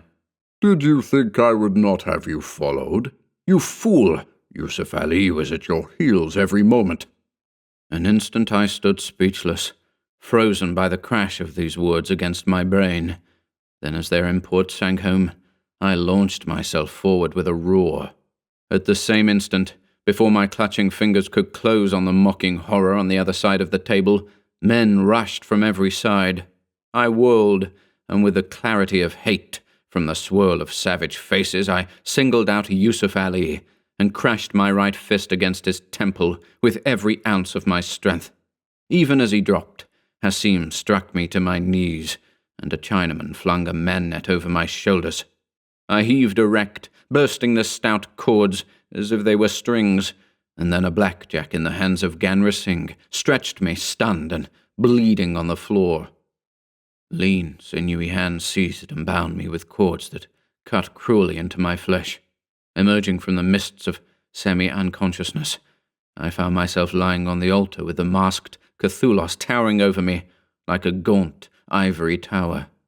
About in a semicircle stood Ganra Singh, Yar Khan, Yan Shatu, and several others whom I knew as frequenters of the Temple of Dreams. Beyond them, and the sight cut me to the heart, I saw Zuleika crouching in a doorway, her face white and her hands pressed against her cheeks in an attitude of abject terror. "I did not fully trust you," said Kathulos sibilantly. "So I sent Yusuf Ali to follow you. He reached the group of trees before you, and following you into the estate, heard your very interesting conversation with John Gordon, for he scaled the house wall like a cat and clung to the window ledge. Your driver delayed purposely so as to give Yusuf Ali plenty of time to get back. I've decided to change my abode anyway. My furnishings are already on their way to another house, and as soon as we have disposed of the traitor, you, we shall depart also, leaving a little surprise for your friend Gordon when he arrives at 5:30. My heart gave a sudden leap of hope. Yusuf Ali had misunderstood, and Kathulos lingered here in false security, while the London detective force had already silently surrounded the house. Over my shoulder, I saw Zuleika vanish from the door. I eyed Kathulos, absolutely unaware of what he was saying. It was not long until 5. If he dallied longer, then I froze, as the Egyptian spoke a word, and Li Kung, a gaunt, cadaverous Chinaman, stepped from the silent semicircle and drew from his sleeve a long, thin dagger. My eyes sought the timepiece that still rested on the table, and my heart sank. It was still 10 minutes until 5. My death did not matter so much, since it simply hastened the inevitable, but in my mind's eye I could see Kathulos and his murderers escaping, while the police awaited the stroke of 5. The skull-face halted in some harangue, and stood in a listening attitude. I believe his uncanny intuition warned him of danger. He spoke a quick staccato command to Li Kung, and the Chinaman sprang forward, dagger lifted above my breast. The air was suddenly supercharged with dynamic tension. The keen dagger point hovered high above me. Loud and clear sounded the skirl of a police whistle, and on the heels of the sound there came a terrific crash from the front of the warehouse. Kathulos leaped into frenzied activity. Hissing orders like a cat spitting, he sprang for the hidden door and the rest followed him. Things happened with the speed of a nightmare. Li Kung had followed the rest, but Kathulos flung a command over his shoulder, and the Chinaman turned back and came rushing toward the altar where I lay, dagger high, desperation in his countenance. A scream broke through the clamor, and as I twisted desperately about to avoid the descending dagger, I caught a glimpse of Kathulos dragging Zuleika away. Then, with a frenzied wrench, I toppled from the altar just as Li Kung's dagger, grazing my breast, sank inches deep into the dark-stained surface and quivered there. I had fallen on the side next to the wall, and what was taking place in the room I could not see, but it seemed as if far away I could hear men screaming faintly and hideously. Then Li Kung wrenched his blade free and sprang, tigerishly, around the end of the altar. Simultaneously, a revolver cracked from the doorway. The Chinaman spun clear around, the dagger flying from his hand. He slumped to the floor. Gordon came running from the doorway, where a few moments earlier Zuleika had stood, his pistol still smoking in his hand. At his heels were 3 rangy, clean-cut men in plain clothes. He cut my bonds and dragged me upright. "Quick! Where have they gone?" The room was empty of life, save for myself, Gordon, and his men, though 2 dead men lay on the floor. I found the secret door, and after a few seconds' search, located the lever which opened it. Revolvers drawn, the men grouped about me, and peered nervously into the dark stairway. Not a sound came up from the total darkness. "This is uncanny," muttered Gordon. "I suppose the master and his servants went this way when they left the building, as they are certainly not here now, and Leary and his men should have stopped them either in the tunnel itself or in the rear room of Jan Chateau's. At any rate, in either event they should have communicated with us by this time." "Look out, sir!" one of the men exclaimed suddenly, and Gordon, with an ejaculation, struck out with his pistol barrel and crushed the life from a huge snake which had crawled silently up the steps from the blackness beneath. "Let us see into this matter," said he, straightening. But before he could step onto the first stair, I halted him. For flesh crawling, I began dimly to understand something of what had happened. I began to understand the silence in the tunnel, the absence of the detectives, the screams I had heard some minutes previously while I lay on the altar. Examining the lever which opened the door, I found another smaller lever. I began to believe I knew what those mysterious chests in the tunnel contained. "Gordon," I said hoarsely, "have you an electric torch?" One of the men produced a large one. "Direct the light into the tunnel, but as you value your life, do not put a foot upon the steps." The beam of light struck through the shadows, lighting the tunnel, etching out boldly a scene that will haunt my brain all the rest of my life. On the floor of the tunnel, between the chests which now gaped open, lay 2 men who were members of London's finest secret service. Limbs twisted and faces horribly distorted they lay, and above and about them writhed in long, glittering, scaly shimmerings scores of hideous reptiles. The clock struck 5. Chapter 13. The Blind Beggar Who Rode. He seemed a beggar such as lags, looking for crusts and ale. Chesterton. The cold grey dawn was stealing over the river as we stood in the deserted bar of the Temple of Dreams.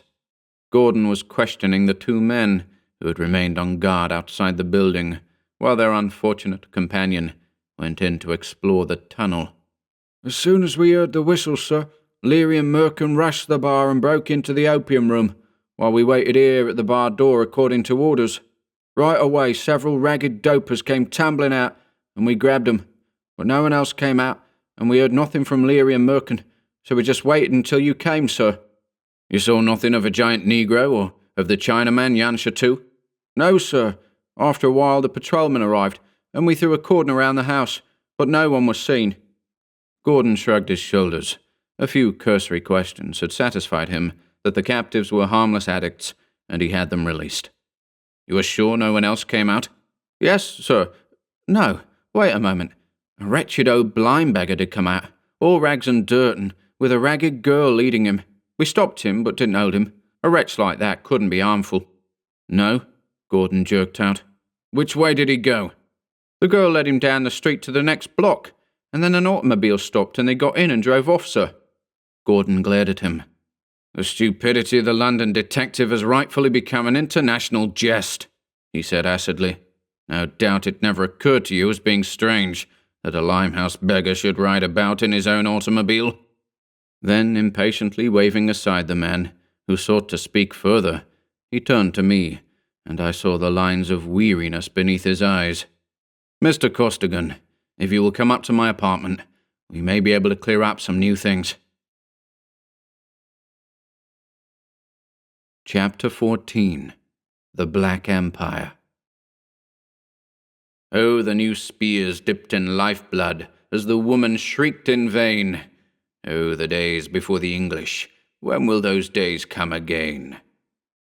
Monday. Gordon struck a match, and absently allowed it to flicker and go out in his hand.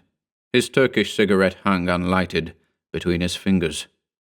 "This is the most logical conclusion to be reached," he was saying. "The weak link in our chain was lack of men, but curse it, one cannot round up an army at 2 o'clock in the morning, even with the aid of Scotland Yard.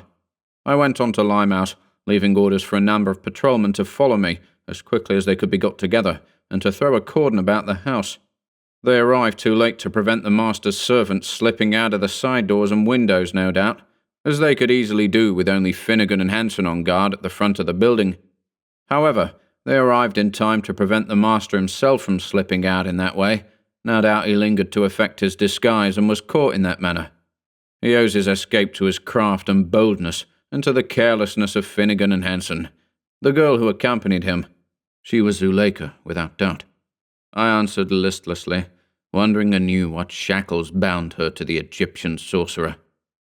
"You owe your life to her," Gordon rapped, lighting another match.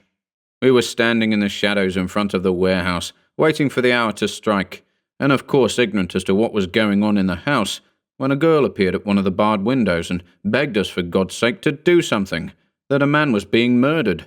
So we broke in at once. However, she was not to be seen when we entered. She returned to the room, no doubt, I muttered, and was forced to accompany the master.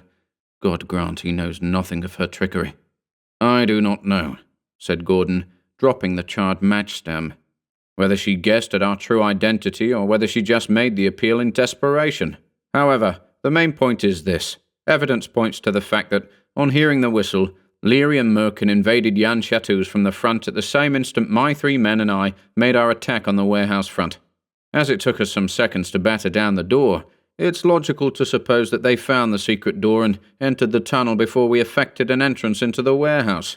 The master, knowing our plans beforehand, and being aware that an invasion would be made through the tunnel, and having long ago made preparations for such an exigency." An involuntary shudder shook me. "The master worked the lever that opened the chest. The screams you heard as you lay upon the altar were the death shrieks of Leary and Merkin. Then, leaving the Chinaman behind to finish you, the master and the rest descended into the tunnel, incredible as it seems, and threading their way unharmed among the serpents, entered Jan Chateau's house, and escaped therefrom, as I have said." "That seems impossible. Why would not the snakes turn on them?" Gordon finally ignited his cigarette and puffed a few seconds before replying. "The reptiles might still have been giving their full and hideous attention to the dying men, or else I have on previous occasions been confronted with indisputable proof of the master's dominance over beasts and reptiles of even the lowest or most dangerous orders. How he and his slaves passed unhurt among those scaly fiends must remain, at present, one of the many unsolved mysteries pertaining to that strange man." I stirred restlessly in my chair. This brought up a point for the purpose of clearing up, which I had come to Gordon's neat but bizarre apartments. "You have not yet told me," I said abruptly, "who this man is and what is his mission." "As to who he is, I can only say that he is known as you name him, the Master. I've never seen him unmasked, nor do I know his real name nor his nationality." "I can enlighten you to an extent there," I broke in. "I have seen him unmasked, and have heard the name his slaves call him." Gordon's eyes blazed, and he leaned forward. "His name," I continued, "is Kathulos, and he claims to be an Egyptian." "Kathulos?" Gordon repeated. "You say claims to be an Egyptian? Have you any reason for doubting his claim of that nationality?" "He may be of Egypt," I answered slowly, "but he is different somehow from any human I ever saw or hope to see. Great age might account for some of his peculiarities, but there are certain lineal differences that my anthropological studies tell me have been present since birth, features which would be abnormal to any other man but which are perfectly normal in Kathulos. That sounds paradoxical, I admit, but to appreciate fully the horrid inhumanness of the man, you would have to see him yourself." Gordon sat at attention, while I swiftly sketched the appearance of the Egyptian, as I remembered him, and that appearance was indelibly etched on my brain forever. As I finished, he nodded. "As I have said, I never saw Kathulos except when disguised as a beggar, a leper, or some such thing, when he was fairly swathed in rags. Still, I too have been impressed with a strange difference about him, something that is not present in other men." Gordon tapped his knee with his fingers, a habit of his when deeply engrossed by a problem of some sort. "You have asked as to the mission of this man," he began slowly. "I will tell you all I know. My position with the British government is a unique and peculiar one. I hold what might be called a roving commission, an office created solely for the purpose of suiting my special needs. As a Secret Service official during the war, I convinced the powers of a need of such office and of my ability to fill it. Somewhat over 17 months ago, I was sent to South Africa to investigate the unrest which has been growing among the natives of the interior ever since the World War, and which has of late assumed alarming proportions. There, I first got on the track of this man Kathulos. I found, in roundabout ways, that Africa was a seething cauldron of rebellion from Morocco to Cape Town. The old vow had been made again. The Negroes and the Mohammedans, banded together, should drive the white men into the sea. This pact has been made before, but always hitherto broken. Now, however, I sensed a giant intellect and a monstrous genius behind the veil, a genius powerful enough to accomplish this union and hold it together. Working entirely on hints and vague whispered clues, I followed the trail up through Central Africa and into Egypt. There, at last, I came upon definite evidence that such a man existed. The whispers hinted of a living dead man, a skull-faced man. I learned that this man was the high priest of the mysterious Scorpion Society of Northern Africa. He was spoken of variously as Skullface, the Master, and the Scorpion. Following a trail of bribed officials and filched state secrets, I at last trailed him to Alexandria, where I had my first sight of him in a dive in the native quarter, disguised as a leper. I heard him distinctly addressed as Mighty Scorpion by the natives, but he escaped me. All trace vanished then.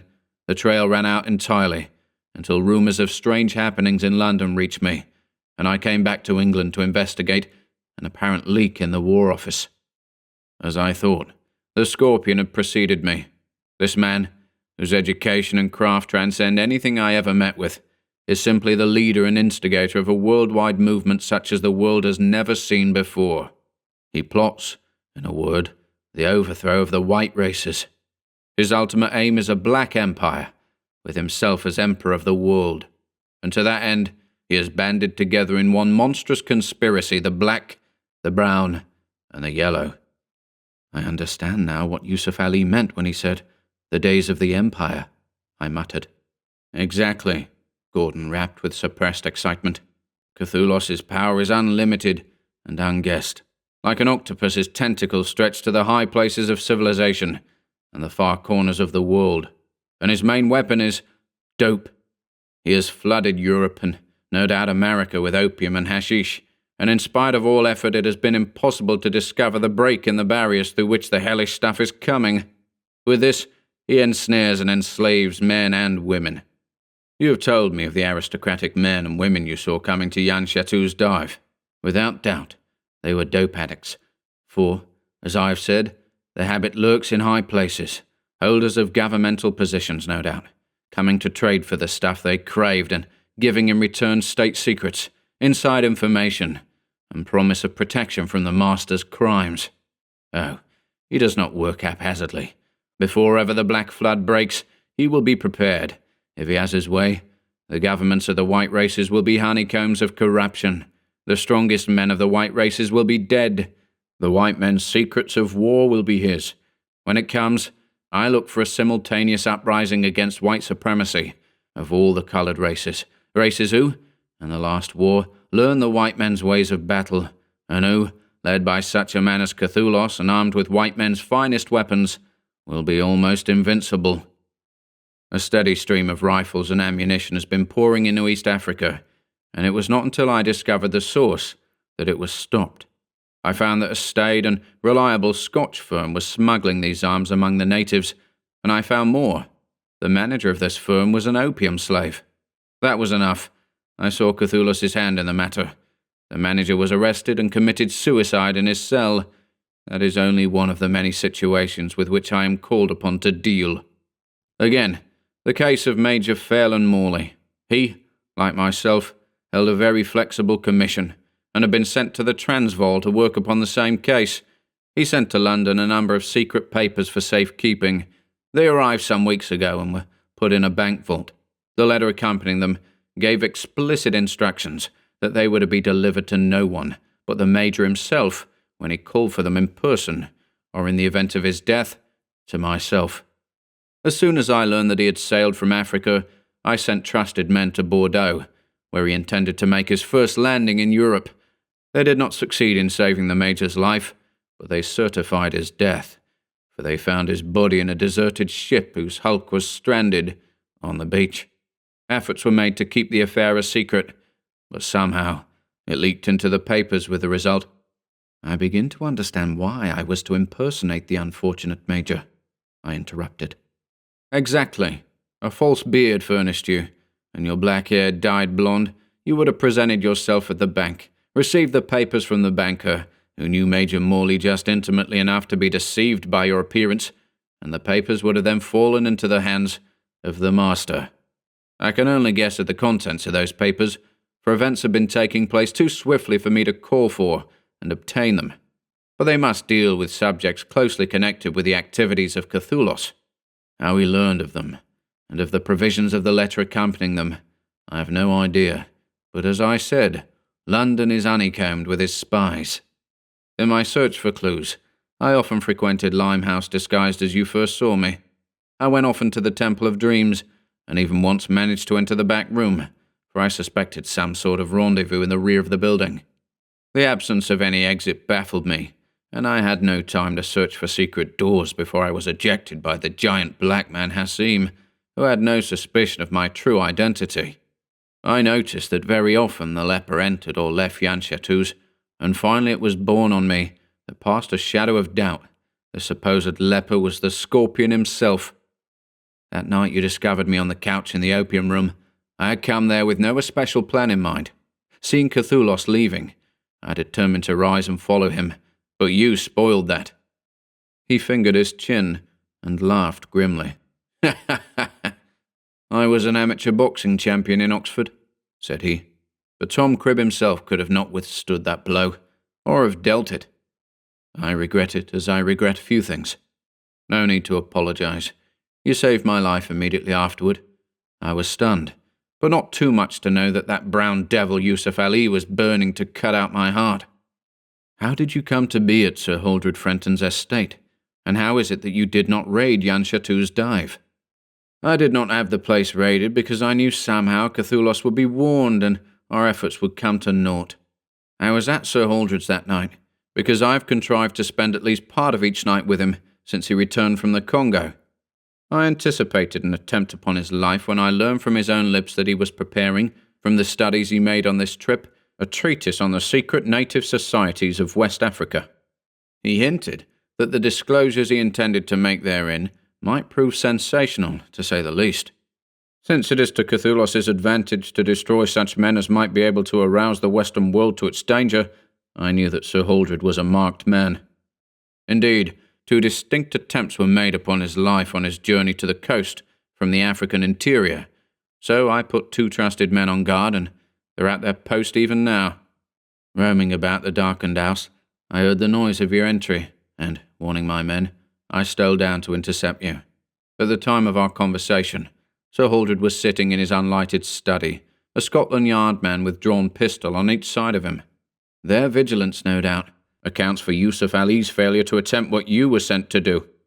Something in your manner convinced me, in spite of yourself, he meditated. I will admit I had some bad moments of doubt as I waited in the darkness that precedes dawn outside the warehouse. Gordon rose suddenly, and going to a strong box which stood in a corner of the room, drew thence a thick envelope. Although Kathulos has checkmated me at almost every move, he said, I have not been entirely idle. Noting the frequenters of Jan Chateau's, I have compiled a partial list of the Egyptians' right-hand men and their records. What you have told me has enabled me to complete that list. As we know, his henchmen are scattered all over the world, and there are possibly hundreds of them here in London. However, this is a list of those I believe to be in his closest counsel, now with him in England. He told you himself that few even of his followers ever saw him unmasked. We bent together over the list, which contained the following names. Jan Chateau, Hong Kong Chinese, suspected opium smuggler, keeper of Temple of Dreams, resident of Limehouse, 7 years. Hassim, ex-Senegalese chief, wanted in French Congo for murder. Santiago, Negro, fled from Haiti under suspicion of voodoo worship atrocities. Yar Khan, Afridi, record unknown. Yusuf Ali, Moor, slave dealer, in Morocco, suspected of being a German spy in the World War, an instigator of the Falahin rebellion on the Upper Nile. Ganra Singh, Lahore, India, Sikh, smuggler of arms into Afghanistan, took an active part in the Lahore and Delhi riots, suspected of murder on 2 occasions, a dangerous man. Stephen Costigan, American, resident in England since the war, hashish addict, man of remarkable strength. Li Kung, northern China, opium smuggler. Lines were drawn significantly through 3 names, mine, Li Kung's, and Yusuf Ali's. Nothing was written next to mine, but following Li Kung's name was scrawled briefly in Gordon's rambling characters, shot by John Gordon during the raid on Yan Chatou's, and following the name of Yusuf Ali, killed by Stephen Costigan during the Yan Chatou raid. I laughed mirthlessly. Black Empire or not, Yusuf Ali would never hold Zuleika in his arms, for he had never risen from where I felled him. "I know not," said Gordon somberly, as he folded the list and replaced it in the envelope.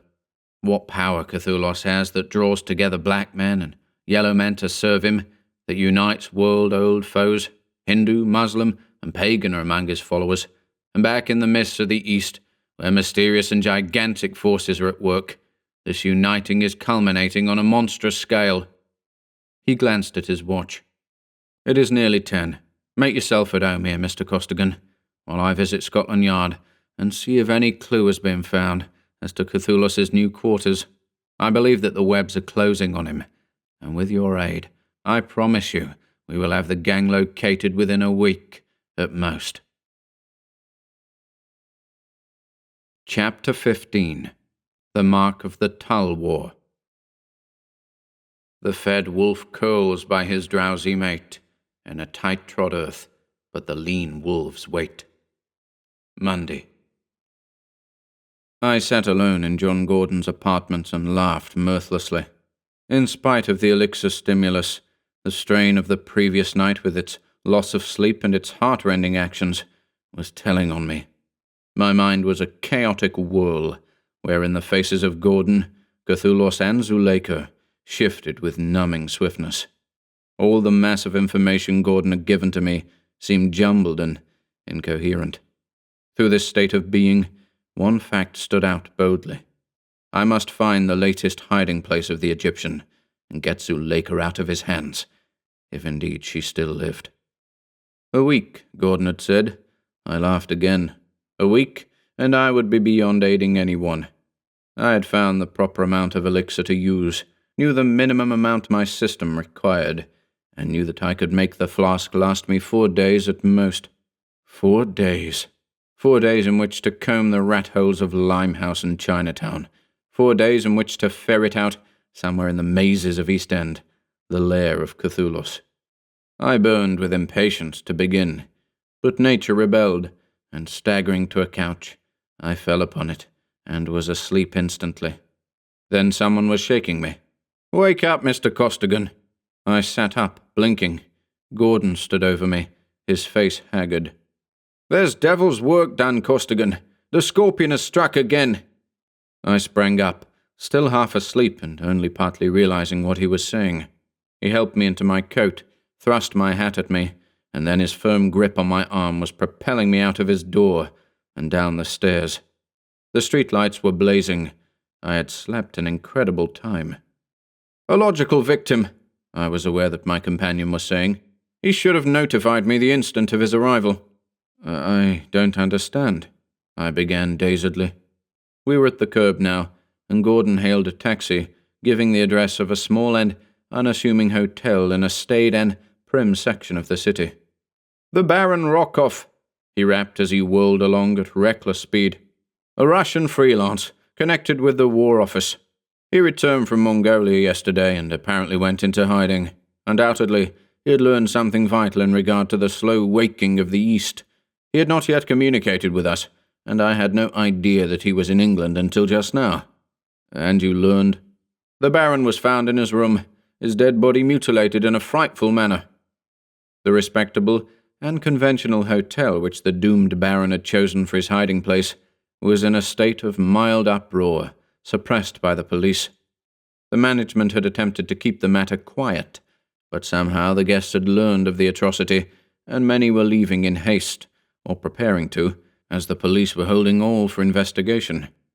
The Baron's room, which was on the top floor, was in a state to defy description. Not even in the Great War have I seen a more complete shambles. Nothing had been touched.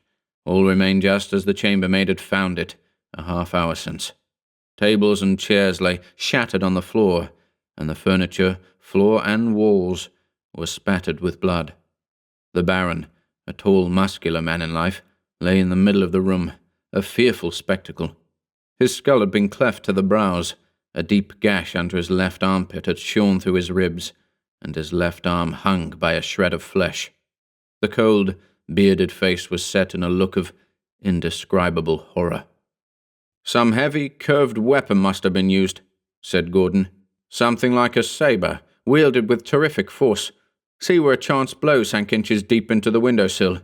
And again, the thick back of this heavy chair has been split like a shingle. A sabre, surely." A Tulwar," I muttered, somberly. "Do you not recognize the handiwork of the Central Asian butcher? Yar Khan has been here." "The Afghan? He came across the roofs, of course, and descended to the window ledge by means of a knotted rope made fast to something on the edge of the roof. About 1:30, the maid, passing through the corridor, heard a terrific commotion in the Baron's room, a smashing of chairs and a sudden short shriek which died abruptly into a ghastly gurgle and then ceased, to the sound of heavy blows, curiously muffled, such as a sword might make when driven deep into human flesh. Then all noises stopped suddenly. She called the manager, and they tried the door and, finding it locked, and receiving no answer to their shouts, opened it with the desk key. Only the corpse was there, but the window was open. This is strangely unlike Kathulos' usual procedure. It lacks subtlety. Often his victims have appeared to have died from natural causes. I scarcely understand. "I see little difference in the outcome," I answered. "There is nothing that can be done to apprehend the murderer, as it is." "True," Gordon scowled. "We know who did it, but there is no proof, not even a fingerprint. Even if we knew where the Afghan is hiding and arrested him, we could prove nothing. There would be a score of men to swear alibis for him. The Baron returned only yesterday. Kathulos probably did not know of his arrival until tonight. He knew that on the morrow Rokov would make known his presence to me, and impart what he learned in northern Asia. The Egyptian knew he must strike quickly, and lacking time to prepare a safer and more elaborate form of murder, he sent the Afridi with his Tulwar. There is nothing we can do, at least not until we discover the Scorpion's hiding place. What the Baron had learned in Mongolia, we shall never know, but that it dealt with the plans and aspirations of Kathulos, we may be sure." We went down the stairs again, and out on the street, accompanied by one of the Scotland Yard men, Hanson. Gordon suggested that we walk back to his apartment, and I greeted the opportunity to let the cool night air blow some of the cobwebs out of my mazed brain. As we walked along the deserted streets, Gordon suddenly cursed savagely. "This is a veritable labyrinth we are following, leading nowhere. Here, in the very heart of civilization's metropolis, the direct enemy of that civilization commits crimes of the most outrageous nature and goes free. We are children, wandering in the night, struggling with an unseen evil, dealing with an incarnate devil, of whose true identity we know nothing and whose true ambitions we can only guess. Never have we managed to arrest one of the Egyptian's direct henchmen, and the few dupes and tools of his we've apprehended have died mysteriously before they could tell us anything. Again, I repeat, what strange power has Kathulos that dominates these men of different creeds and races? The men in London with him are, of course, mostly renegades, slaves of dope, but his tentacles stretch all over the East. Some dominance is his. The power that sent the Chinaman, Li Kang, back to kill you in the face of certain death, that sent Yar Khan the Muslim over the roofs of London to do murder, that holds Zuleika the Circassian in unseen bonds of slavery. Of course we know, he continued, after a brooding silence, that the East has secret societies which are behind and above all considerations of creeds. There are cults in Africa and the Orient whose origin dates back to Ophir and the fall of Atlantis. This man must be a power in some or possibly all of these societies. Why, outside the Jews, I know of no Oriental race which is so cordially despised by the other Eastern races as the Egyptians. Yet here we have a man, an Egyptian by his own word, controlling the lives and destinies of Orthodox Muslims, Hindus, Shintos, and devil worshippers. It's unnatural. Have you ever, he turned to me abruptly, heard the ocean mentioned in connection with Kathulos? Never. There is a widespread superstition in northern Africa, based on a very ancient legend, that the great leader of the coloured races would come out of the sea, and I once heard a Berber speak of the scorpion as the son of the ocean. That's a term of respect among that tribe, is it not? Yes, still I wonder sometimes. Chapter 16. The Mummy Who Laughed. Laughing as littered skulls that lie, after lost battles turn to the sky, an everlasting laugh. Chesterton. A shop open this late? Gordon remarked suddenly. A fog had descended on London, and along the quiet street we were traversing, the lights glimmered with the peculiar reddish haze characteristic of such atmospheric conditions. Our footfalls echoed drearily. Even in the heart of a great city, there are always sections which seem overlooked and forgotten. Such a street was this. Not even a policeman was in sight. The shop which had attracted Gordon's attention was just in front of us, on the same side of the street. There was no sign over the door, merely some sort of emblem, something like a dragon. Light flowed from the open doorway, and the small show windows on each side. As it was neither a cafe nor the entrance to a hotel, we found ourselves idly speculating over its reason for being open. Ordinarily, I suppose, neither of us would have given the matter a thought, but our nerves were so keyed up that we found ourselves instinctively suspicious of anything out of the ordinary. Then something occurred which was distinctly out of the ordinary. A very tall, very thin man, considerably stooped, suddenly loomed up out of the fog in front of us, and beyond the shop. I had only a glance of him, an impression of incredible gauntness, of worn, wrinkled garments, a high silk hat drawn close over the brows, a face entirely hidden by a muffler. Then he turned aside and entered the shop. A cold wind whispered down the street, twisting the fog into wispy ghosts, but the coldness that came upon me transcended the winds. "Gordon!" I exclaimed in a fierce, low voice. "My senses are no longer reliable, or else Kathulos himself has just gone into that house." Gordon's eyes blazed.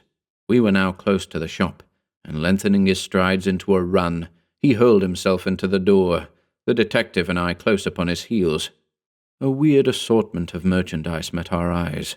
Antique weapons covered the walls, and the floor was piled high with curious things. Maori idols shouldered Chinese josses, and suits of medieval armour bulked darkly against stacks of rare Oriental rugs and Latin-make shawls. The place was an antique shop. Of the figure who had aroused our interest, we saw nothing. An old man clad bizarrely in red fez, brocaded jacket and Turkish slippers came from the back of the shop. He was a Levantine of some sort. "You wish something, sirs?" "You keep open rather late," Gordon said abruptly, his eyes travelling swiftly over the shop for some secret hiding place that might conceal the object of our search. "Yes, sir. My customers number many eccentric professors and students who keep very irregular hours. Often the night boats unload special pieces for me, and very often I have customers later than this. I remain open all night, sir." "We're merely looking around," Gordon returned, and in an aside to Hanson, "Go to the back, and stop anyone who tries to leave that way." Hanson nodded, and strolled casually to the rear of the shop. The back door was clearly visible to our view, through a vista of antique furniture, and tarnished hangings strung up for exhibition. We had followed the scorpion, if he it was, so closely that I did not believe he would have had time to traverse the full length of the shop and make his exit without our having seen him as we came in, for our eyes had been on the rear door ever since we had entered. Gordon and I browsed around casually among the curios, handling and discussing some of them, but I have no idea as to their nature. The Levantine had seated himself cross-legged on a Moorish mat close to the centre of the shop, and apparently took only a polite interest in our explorations. After a time, Gordon whispered to me, "There is no advantage in keeping up this pretence. We've looked everywhere the scorpion might be hiding, in the ordinary manner. I will make known my identity and authority, and we will search the entire building openly." Even as he spoke, a truck drew up outside the door, and 2 burly Negroes entered. The Levantine seemed to have expected them, for he merely waved them toward the back of the shop, and they responded with a grunt of understanding. Gordon and I watched them closely as they made their way to a large mummy case, which stood upright against the wall, not far from the back. They lowered this to a level position, and then started for the door, carrying it carefully between them. "Halt!" Gordon stepped forward, raising his hand authoritatively. "I represent Scotland Yard," he said swiftly, "and have sanction for anything I choose to do. Set that mummy down. Nothing leaves this shop until we have thoroughly searched it."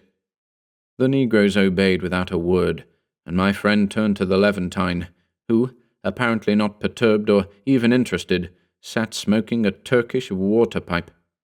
"Who was that tall man who entered just before we did, and where did he go?" "No one entered before you, sir, or, if anyone did, I was at the back of the shop and did not see him. You are certainly at liberty to search my shop, sir." And search it we did, with the combined craft of a Secret Service expert and a denizen of the underworld. While Hansen stood stolidly at his post, the 2 Negroes standing over the carved mummy case watched us impassively, and the Levantine sitting like a sphinx on his mat, puffing a fog of smoke into the air. The whole thing had a distinct effect of unreality. At last, baffled, we returned to the mummy case, which was certainly long enough to conceal even a man of Cathulos' height. The thing did not appear to be sealed, as is the usual custom, and Gordon opened it without difficulty. A formless shape, swathed in mouldering wrappings, met our eyes. Gordon parted some of the wrappings and revealed an inch or so of withered, brownish, leathery arm. He shuddered involuntarily as he touched it, as a man will do at the touch of a reptile or some inhumanly cold thing. Taking a small metal idol from a stand nearby, he rapped on the shrunken breast and the arm. Each gave out a solid thumping, like some sort of wood. Gordon shrugged his shoulders. "Dead for 2,000 years anyway, and I don't suppose I should risk destroying a valuable mummy simply to prove what we know to be true." He closed the case again. "The mummy may have crumbled some, even from this much exposure, but perhaps it did not." This last was addressed to the Levantine, who replied merely by a courteous gesture of his hand, and the Negroes once more lifted the case and carried it to the truck, where they loaded it on, and a moment later mummy, truck, and Negroes had vanished in the fog. Gordon still nosed about the shop, but I stood stock still in the centre of the floor. To my chaotic and dope-ridden brain I attribute it, but the sensation had been mine that through the wrappings of the mummy's face great eyes had burned into mine, eyes like pools of yellow fire that seared my soul and froze me where I stood, and as the case had been carried through the door, I knew that the lifeless thing in it, dead, God only knows how many centuries, was laughing, hideously and silently. Chapter 17. The Dead Man from the Sea. The blind gods roar and rave and dream of all cities under the sea. Chesterton. Gordon puffed savagely at his Turkish cigarette, staring abstractedly and unseeingly at Hansen, who sat opposite him. "I suppose we must chalk up another failure against ourselves. That Levantine kimonos is evidently a creature of the Egyptians, and the walls and floors of his shop are probably honeycombed with secret panels and doors which would baffle a magician." Hanson made some answer, but I said nothing. Since our return to Gordon's apartment, I had been conscious of a feeling of intense languor and sluggishness, which not even my condition could account for. I knew that my system was full of the elixir, but my mind seemed strangely slow and hard of comprehension, in direct contrast with the average state of my mentality when stimulated by the hellish dope. This condition was slowly leaving me, like mist floating from the surface of a lake, and I felt as if I were waking gradually from a long and unnaturally sound sleep.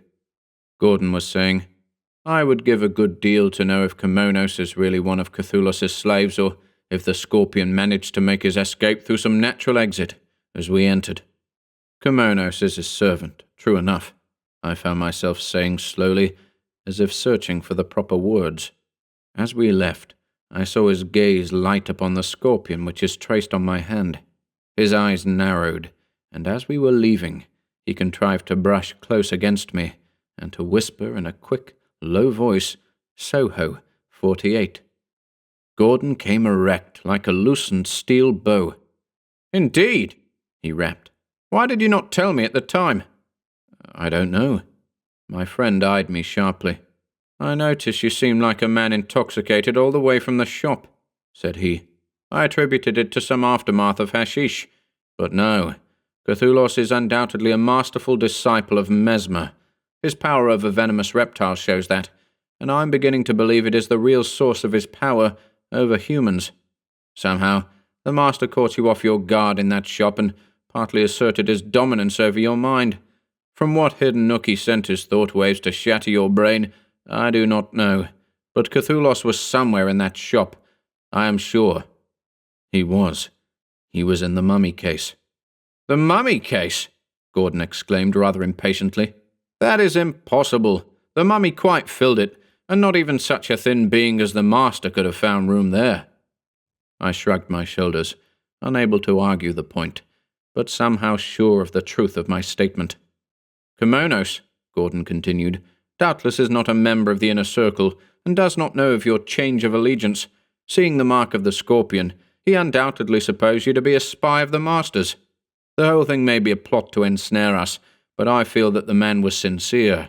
Soho 48 can be nothing less than the Scorpion's new rendezvous." I too felt that Gordon was right, though a suspicion lurked in my mind.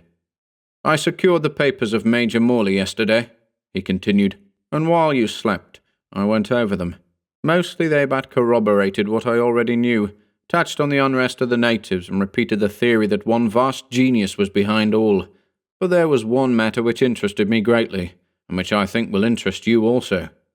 From his strong box, he took a manuscript written in the close, neat characters of the unfortunate Major, and in a monotonous, droning voice which betrayed little of his intense excitement, he read the following nightmarish narrative. "This matter I consider worth jotting down. As to whether it has any bearing on the case at hand, further developments will show. At Alexandria, where I spent some weeks seeking further clues as to the identity of the man known as the Scorpion, I made the acquaintance, through my friend Ahmed Shah, of the noted Egyptologist Professor Ezra Schuler of New York. He verified the statement made by various laymen concerning the legend of the Ocean Man. This myth, handed down from generation to generation, stretches back into the very mists of antiquity, and is, briefly, that some day a man shall come up out of the sea and shall lead the people of Egypt to victory over all others. This legend has spread over the continent, so that now all black races consider that it deals with the coming of a universal emperor.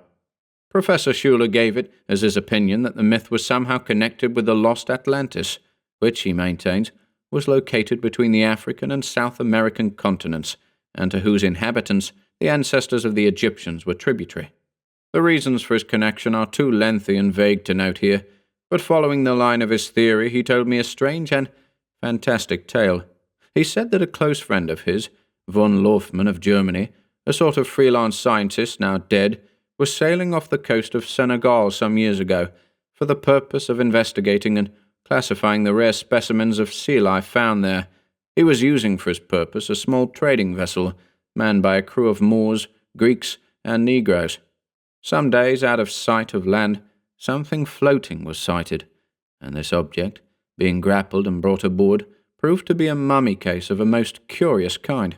Professor Schuler explained to me the features whereby it differed from the ordinary Egyptian style, but from his rather technical account I merely got the impression that it was a strangely shaped affair, carved with characters neither cuneiform nor hieroglyphic. The case was heavily lacquered, being watertight and airtight, and von Laufmann had considerable difficulty in opening it. However, he managed to do so without damaging the case, and a most unusual mummy was revealed. Schuler said that he never saw either the mummy or the case, but that from descriptions given him by the Greek skipper who was present at the opening of the case, the mummy differed as much from the ordinary man as the case differed from the conventional type. Examination proved that the subject had not undergone the usual procedure of mummification. All parts were intact, just as in life, but the whole form was shrunk and hardened to a wood-like consistency. Cloth wrappings swathed the thing, and they crumbled to dust and vanished the instant air was let in upon them. Von Laufmann was impressed by the effect upon the crew. The Greeks showed no interest beyond that which would ordinarily be shown by any man, but the Moors, and even more the Negroes, seemed to be rendered temporarily insane. As the case was hoisted on board, they all fell prostrate on the deck and raised a sort of worshipful chant, and it was necessary to use force in order to exclude them from the cabin wherein the mummy was exposed. A number of fights broke out between them and the Greek element of the crew, and the skipper and von Laufmann thought best to put back to the nearest port in all haste. The skipper attributed it to the natural aversion of seamen toward having a corpse on board, but von Laufmann seemed to sense a deeper meaning. They made port in Lagos, and that very night von Laufmann was murdered in his stateroom, and the mummy and its case vanished. All the Moor and Negro sailors deserted ship the same night. Schuler said, and here the matter took on a most sinister and mysterious aspect, that immediately afterward this widespread unrest among the natives began to smoulder and take tangible form. He connected it in some manner with the old legend. An aura of mystery also hung over von Laufmann's death. He had taken the mummy into his stateroom, and anticipating an attack from the fanatical crew, had carefully barred and bolted door and portholes. The skipper, a reliable man, swore that it was virtually impossible to effect an entrance from without, and what signs were present pointed to the fact that the locks had been worked from within. The scientist was killed by a dagger, which formed part of his collection, and which was left in his breast. As I have said, immediately afterward the African cauldron began to seethe. Schuler said that in his opinion the natives considered the ancient prophecy fulfilled. The mummy was the man from the sea. Schuler gave as his opinion that the thing was the work of Atlanteans, and that the man in the mummy case was a native of lost Atlantis. How the case came to float up through the fathoms of water which cover the forgotten land, he does not venture to offer a theory. He is sure that somewhere in the ghost-ridden mazes of the African jungles, the mummy has been enthroned as a god, and, inspired by the dead thing, the black warriors are gathering for a wholesale massacre.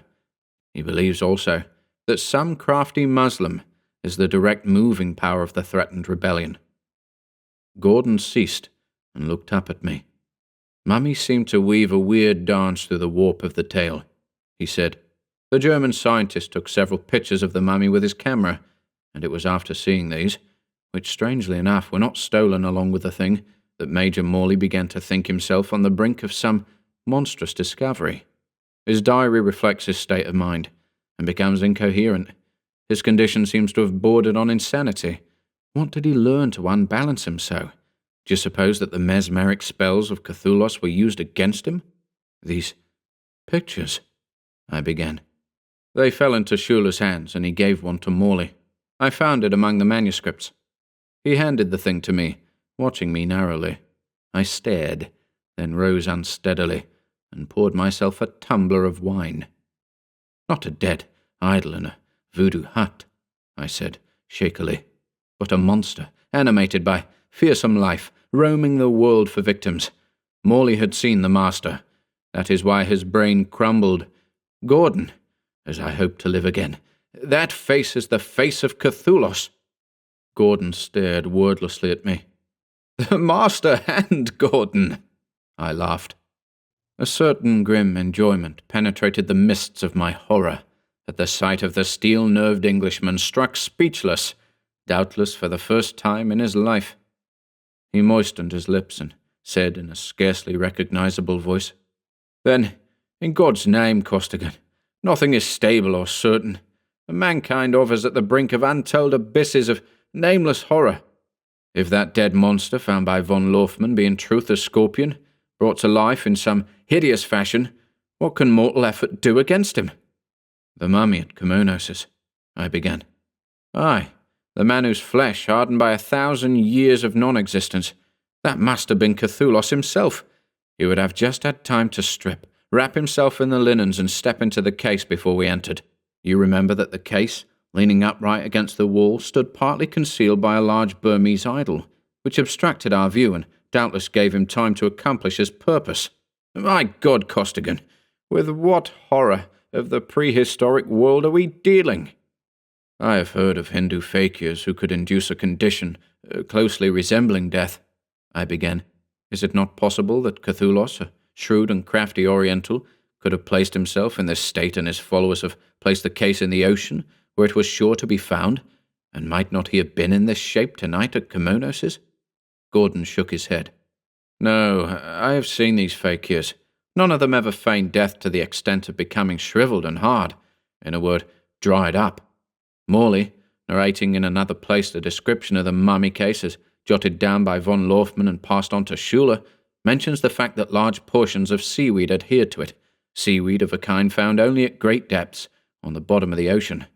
The wood, too, was of a kind which von Lorfman failed to recognize or to classify, in spite of the fact that he was one of the greatest living authorities on flora.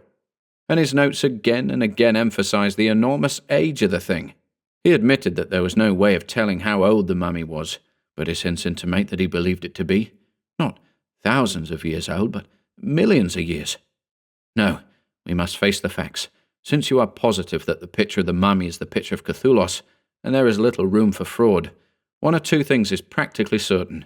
The scorpion was never dead, but ages ago was placed in that mummy case, and his life preserved in some manner, or else he was dead and has been brought to life. Either of these theories, viewed in the cold light of reason, is absolutely untenable. Are we all insane? "Had you ever walked the road to Hashish Land?" I said somberly. "You could believe anything to be true. Had you ever gazed into the terrible reptilian eyes of Kathulos the sorcerer, you would not doubt that he was both dead and alive." Gordon gazed out the window, his fine face haggard in the grey light which had begun to steal through them. "At any rate," said he, "there are two places which I intend exploring thoroughly before the sun rises again: Kimonos' antique shop and Soho 48. Chapter 18. The Grip of the Scorpion. While from a proud tower in the town, death looks gigantically down. Poe. Hanson snored on the bed as I paced the room. Another day had passed over London, and again the street lamps glimmered through the fog. Their lights affected me strangely. They seemed to beat, solid waves of energy, against my brain. They twisted the fog into strange, sinister shapes. Footlights of the stage, that is the streets of London. How many grisly scenes had they lighted?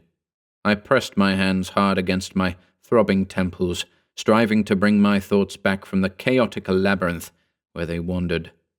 Gordon I had not seen since dawn.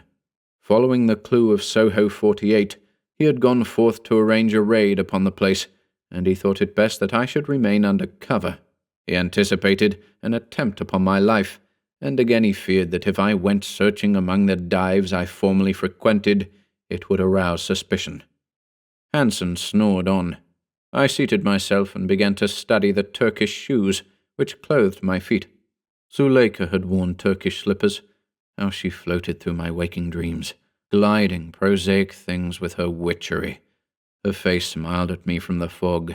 Her eyes shone from the flickering lamps. Her phantom footfalls re-echoed through the misty chambers of my skull. They beat an endless tattoo, luring and haunting, till it seemed that these echoes found echoes in the hallway outside the room where I stood, soft and stealthy. A sudden rap at the door, and I started. Hansen slept on as I crossed the room and flung the door swiftly open. A swirling wisp of fog had invaded the corridor, and through it, like a silver veil, I saw her. Zuleika stood before me, with her shimmering hair and her red lips parted, and her great, dark eyes. Like a speechless fool, I stood, and she glanced quickly down the hallway, and then stepped inside and closed the door. Gordon, She whispered in a thrilling undertone. your friend, the scorpion has him. Hansen had awakened, and now sat gaping stupidly at the strange scene which met his eyes. Zuleika did not heed him. And oh, Stephen, She cried, and tears shone in her eyes. I have tried so hard to secure some more elixir, but I could not. Never mind that. I finally found my speech. Tell me about Gordon. He went back to Komonos alone, and Hasim and Ganra Singh took him captive and brought him to the master's house. Tonight assemble a great host of the people of the Scorpion for the sacrifice. Sacrifice? A grisly thrill of horror coursed down my spine. Was there no limit to the ghastliness of this business? Quick, Zuleika! Where is this house of the master's? Soho 48. You must summon the police and send many men to surround it, but you must not go yourself.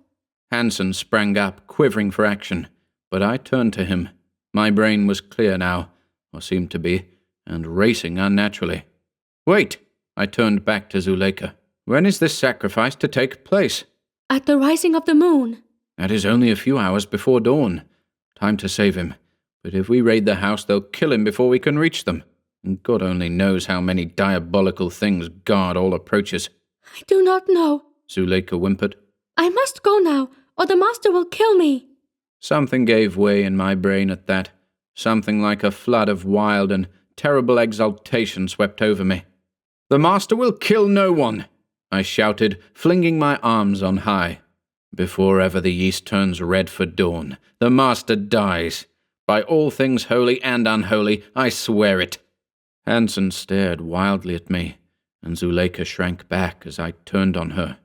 To my dope-inspired brain had come a sudden burst of light, true and unerring. I knew Kathulos was a mesmerist, that he understood fully the secret of dominating another's mind and soul, and I knew that at last I had hit upon the reason of his power over the girl, mesmerism.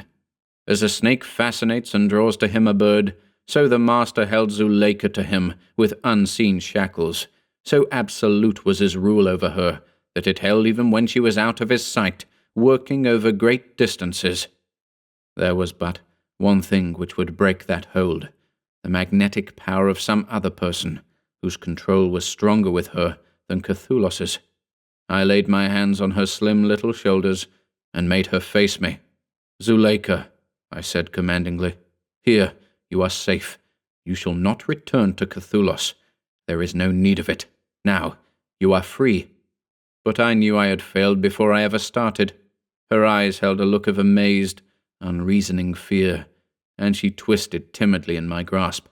Stephen, please let me go, she begged. I must! I drew her over to the bed and asked Hansen for his handcuffs. He handed them to me, wonderingly, and I fastened one cuff to the bedpost and the other to her slim wrist. The girl whimpered, but made no resistance, her limpid eyes seeking mine in mute appeal. It cut me to the quick to enforce my will upon her in this apparently brutal manner, but I steeled myself. Zuleika, I said tenderly, you are now my prisoner. The Scorpion cannot blame you for not returning to him when you're unable to do so, and before dawn you shall be free of his rule entirely. I turned to Hansen and spoke in a tone which admitted of no argument. Remain here, just without the door, until I return. On no account allow any strangers to enter, that is, anyone whom you do not personally know. And I charge you, on your honor as a man, do not release this girl, no matter what she may say. If neither I nor Gordon have returned by 10 o'clock tomorrow, take her to this address. That family once was friends of mine, and will take care of a homeless girl. I am going to Scotland Yard. Stephen! Zuleika wailed. You are going to the master's lair. You will be killed. Send the police. Do not go. I bent, drew her into my arms, felt her lips against mine, then tore myself away. The fog plucked at me with ghostly fingers, cold as the hands of dead men, as I raced down the street. I had no plan, but one was forming in my mind, beginning to seethe in the stimulated cauldron that was my brain. I halted at the sight of a policeman pacing his beat, and beckoning him to me, scribbled a terse note on a piece of paper torn from a notebook, and handed it to him. "Get this to Scotland Yard. It's a matter of life and death, and it has to do with the business of John Gordon." At that name, a gloved hand came up in swift assent, but his assurance of haste died out behind me as I renewed my flight. The note stated briefly that Gordon was a prisoner at Soho 48, and advised an immediate raid in force. Advised, nay, in Gordon's name, commanded it. My reason for my actions was simple. I knew that the first noise of the raid sealed John Gordon's doom. Somehow, I first must reach him and protect or free him before the police arrived. The time seemed endless, but at last the grim, gaunt outlines of the house that was Soho 48 rose up before me, a giant ghost in the fog.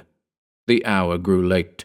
Few people dared the mists and the dampness as I came to a halt in the street before this forbidding building. No light showed from the windows, either upstairs or down. It seemed deserted, but the lair of the scorpion often seems deserted until the silent death strikes suddenly. Here I halted, and a wild thought struck me. One way or another, the drama would be over by dawn. Tonight was the climax of my career, the ultimate top of life. Tonight I was the strongest link in the strange chain of events. Tomorrow it would not matter whether I lived or died. I drew the flask of elixir from my pocket and gazed at it. Enough for 2 more days if properly eked out. 2 more days of life. For I needed stimulation as I never needed it before. The task in front of me was one no mere human could hope to accomplish. If I drank the entire remainder of the elixir, I had no idea as to the duration of its effect, but it would last the night through, and my legs were shaky. My mind had curious periods of utter vacuity. Weakness of brain and body assailed me. I raised the flask, and with one draught drained it. For an instant I thought it was death. Never had I taken such an amount. Sky and world reeled, and I felt as if I would fly into a million vibrating fragments, like the bursting of a globe of brittle steel. Like fire, like hellfire, the elixir raced along my veins, and I was a giant, a monster, a superman. Turning, I strode to the menacing, shadowy doorway. I had no plan. I felt the need of none. As a drunken man walks blithely into danger, I strode to the lair of the scorpion, magnificently aware of my superiority, imperially confident of my stimulation, and sure as the unchanging stars that the way would open before me. Oh, there never was a Superman like that who knocked commandingly on the door of Soho 48 that night, in the rain and the fog. I knocked 4 times, the old signal that we slaves had used to be admitted into the idol room at Jan Chatou's. An aperture opened in the center of the door, and slanted eyes looked warily out.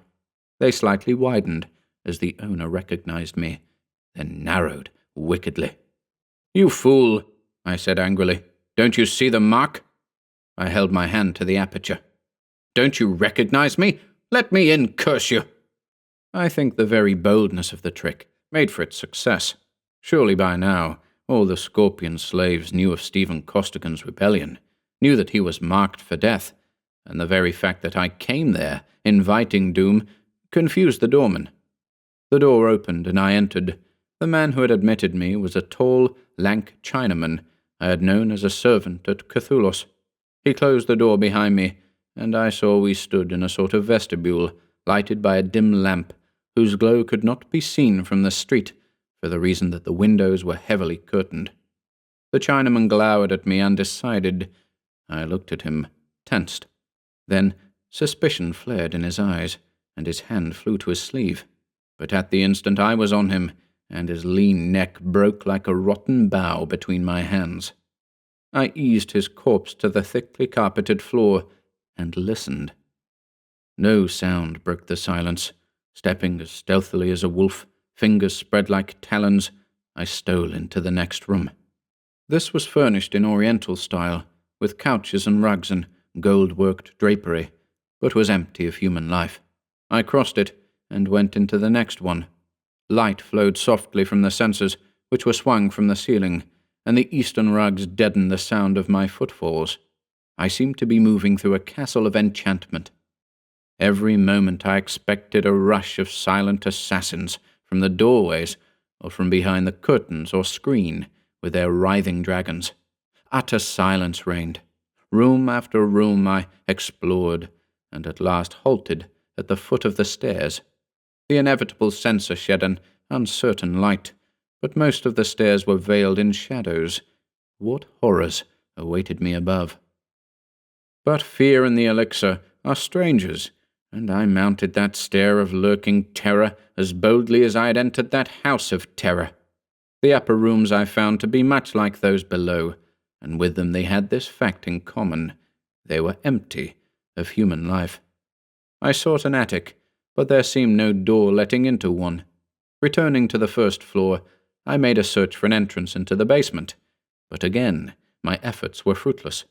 The amazing truth was borne in upon me.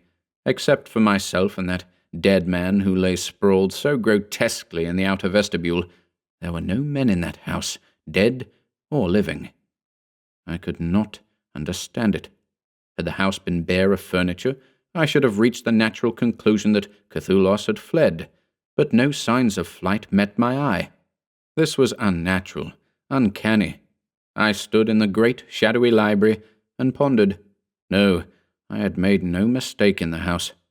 Even if the broken corpse in the vestibule were not there to furnish mute testimony, everything in the room pointed toward the presence of the master. There were the artificial palms, the lacquered screens, the tapestries, even the idol, though now no incense smoke rose before it. About the walls were ranged long shelves of books, bound in strange and costly fashion, books in every language in the world, I found from a swift examination, and on every subject, outre and bizarre, most of them.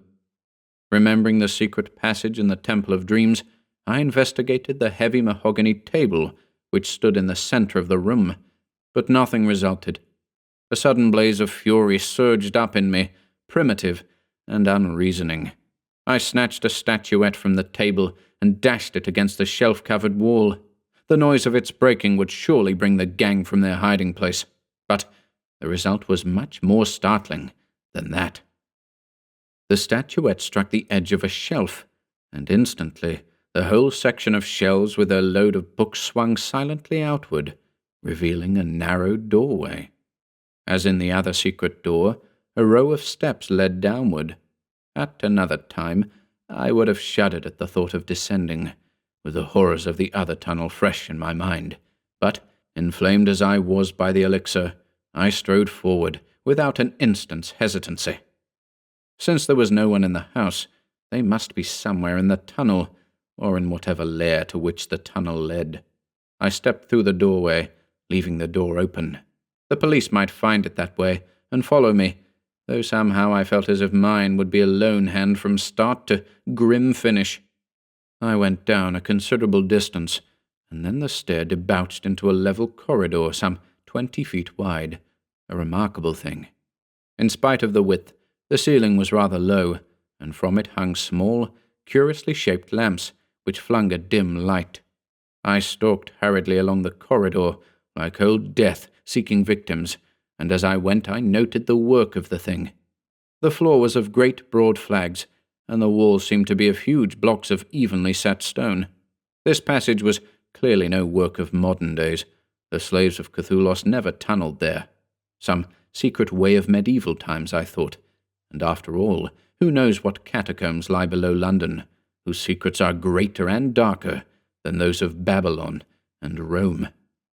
On and on I went, and now I knew that I must be far below the earth. The air was dank and heavy, and cold moisture dripped from the stones of walls and ceiling. From time to time, I saw smaller passages leading away in the darkness, but I determined to keep to the larger main one. A ferocious impatience gripped me. I seemed to have been walking for hours, and still only dank, damp walls and bare flags and guttering lamps met my eyes. I kept a close watch for sinister-appearing chests or the like. Saw no such things. Then, as I was about to burst into savage curses, another stair loomed up in the shadows in front of me. Chapter 19. Dark Fury.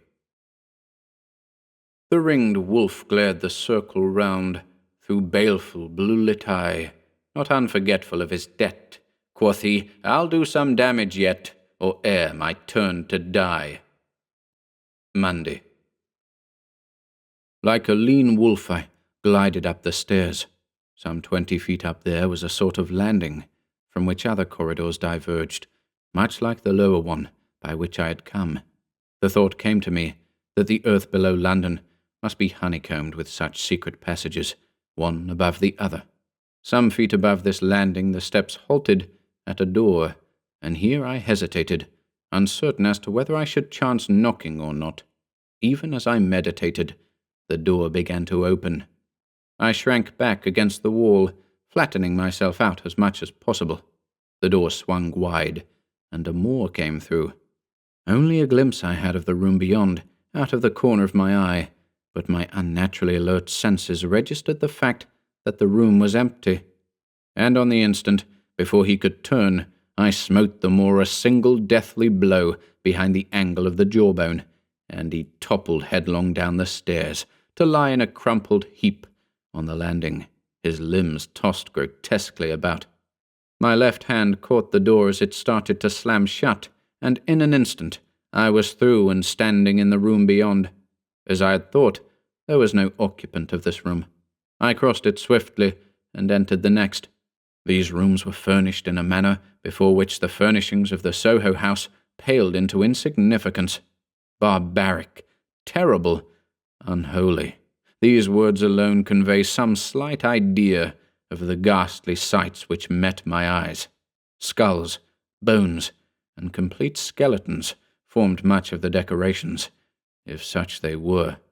Mummies leered from their cases, and mounted reptiles ranged the walls. Between these sinister relics hung African shields of hide and bamboo, crossed with assegais and war daggers. Here and there reared obscene idols, black and horrible.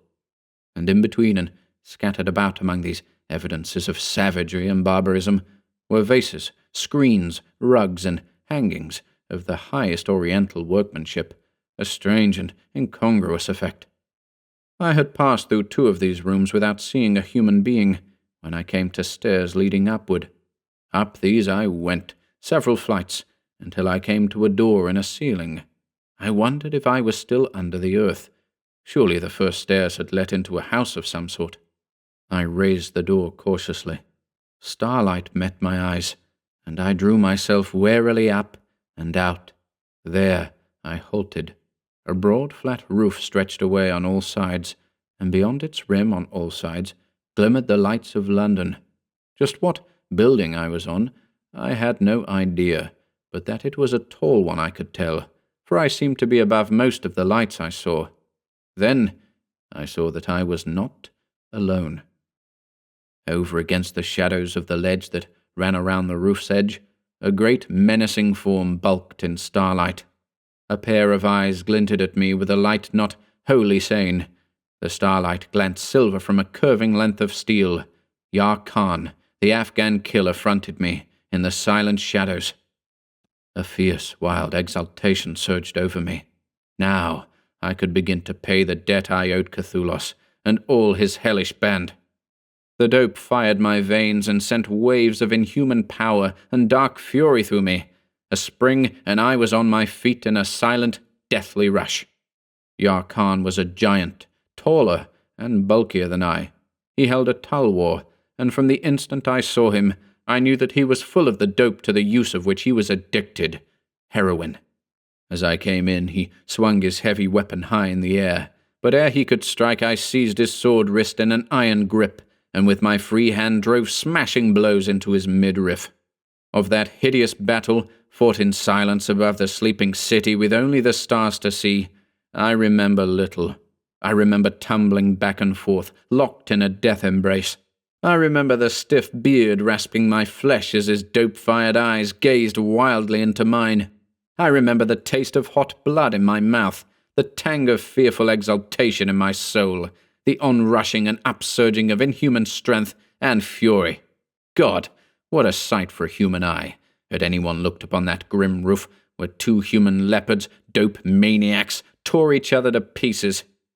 I remember his arm breaking like rotten wood in my grip, and the Tulwar falling from his useless hand. Handicapped by a broken arm, the end was inevitable, and with one wild uproaring flood of might, I rushed him to the edge of the roof and bent him backward far out over the ledge. An instant we struggled there, then I tore loose his hold and hurled him over, and one single shriek came up as he hurtled into the darkness below. I stood upright, arms hurled up toward the stars, a terrible statue of primordial triumph, and down my breast trickled streams of blood from the long wounds left by the Afghan's frantic nails on neck and face. Then I turned with the craft of the maniac. Had no one heard the sound of that battle? My eyes were on the door through which I had come, but a noise made me turn, and for the first time I noticed a small affair like a tower jutting up from the roof. There was no window there, but there was a door, and even as I looked, that door opened, and a huge black form framed itself in the light that streamed from within. Hassim! He stepped out on the roof and closed the door, his shoulders hunched and neck outthrust as he glanced this way and that. I struck him senseless to the roof with one hate-driven smash. I crouched over him, waiting some sign of returning consciousness. Then away in the sky, close to the horizon, I saw a faint, red tint, the rising of the moon. Where in God's name was Gordon? Even as I stood undecided, a strange noise reached me. It was curiously like the droning of many bees. Striding in the direction from which it seemed to come, I crossed the roof and leaned over the ledge. A sight, nightmarish and incredible, met my eyes.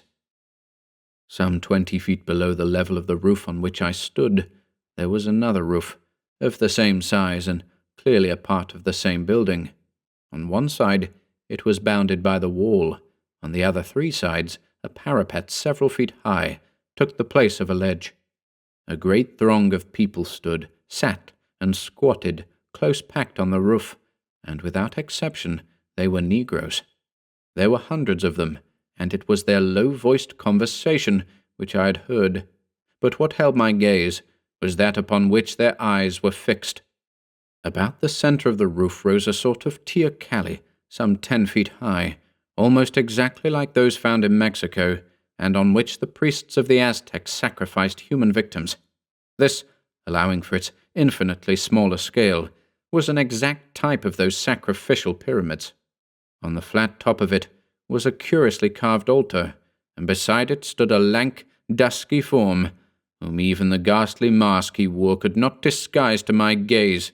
Santiago, the Haiti voodoo fetish man. On the altar lay John Gordon, stripped to the waist and bound hand and foot, but conscious. I reeled back from the roof edge, rent in twain by indecision. Even the stimulus of the elixir was not equal to this. Then a sound brought me about to see Hassim struggling dizzily to his knees. I reached him with 2 long strides and ruthlessly smashed him down again. Then I noticed a queer sort of contrivance dangling from his girdle. I bent and examined it. It was a mask similar to that worn by Santiago. Then my mind leaped swift and sudden to a wild, desperate plan, which to my dope-ridden brain seemed not at all wild or desperate. I stepped softly to the tower and, opening the door, peered inward. I saw no one who might need to be silenced, but I saw a long silken robe hanging upon a peg in the wall. The luck of the dope fiend! I snatched it and closed the door again. Hassim showed no signs of consciousness, but I gave him another smash on the chin to make sure, and, seizing his mask, hurried to the ledge. A low guttural chant floated up to me, jangling, barbaric, with an undertone of maniacal bloodlust. The Negroes, men and women, were swaying back and forth to the wild rhythm of their death chant. On the teocalli, Santiago stood like a statue of black basalt, facing the east, dagger held high. A wild and terrible sight, naked as he was, save for a wide silken girdle and that inhuman mask on his face. The moon thrust a red rim above the eastern horizon, and a faint breeze stirred the great black plumes which nodded above the voodoo man's mask. The chant of the worshippers dropped to a low, sinister whisper. I hurriedly slipped on the death mask, gathered the robe close about me, and prepared for the descent.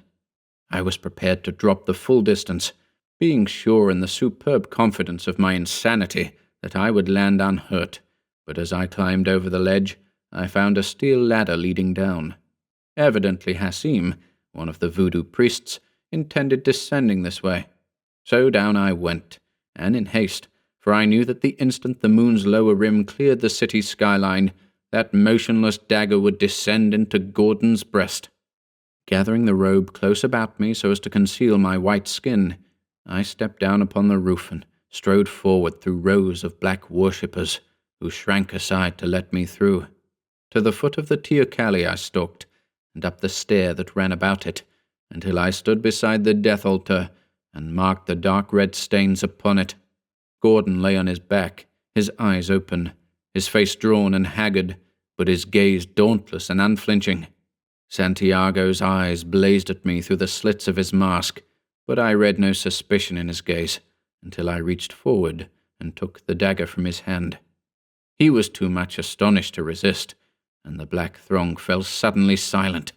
That he saw my hand was not that of a Negro, it is certain, but he was simply struck speechless with astonishment. Moving swiftly, I cut Gordon's bonds and hauled him erect. Then Santiago, with a shriek, leaped upon me, shrieked again, and, arms flung high, pitched headlong from the teocalli with his own dagger buried to the hilt in his breast. Then the black worshippers were on us with a screech and a roar, leaping on the steps of the teocalli like black leopards in the moonlight, knives flashing, eyes gleaming whitely. I tore mask and robe from me, and answered Gordon's exclamation with a wild laugh. I had hoped that by virtue of my disguise I might get us both safely away, but now I was content to die there at his side. He tore a great metal ornament from the altar, and as the attackers came he wielded this. A moment we held them at bay, and then they flowed over us like a black wave. This to me was Valhalla. Knives stung me, and blackjack smashed against me, but I laughed and drove my iron fists in straight, steam-hammer smashes that shattered flesh and bone.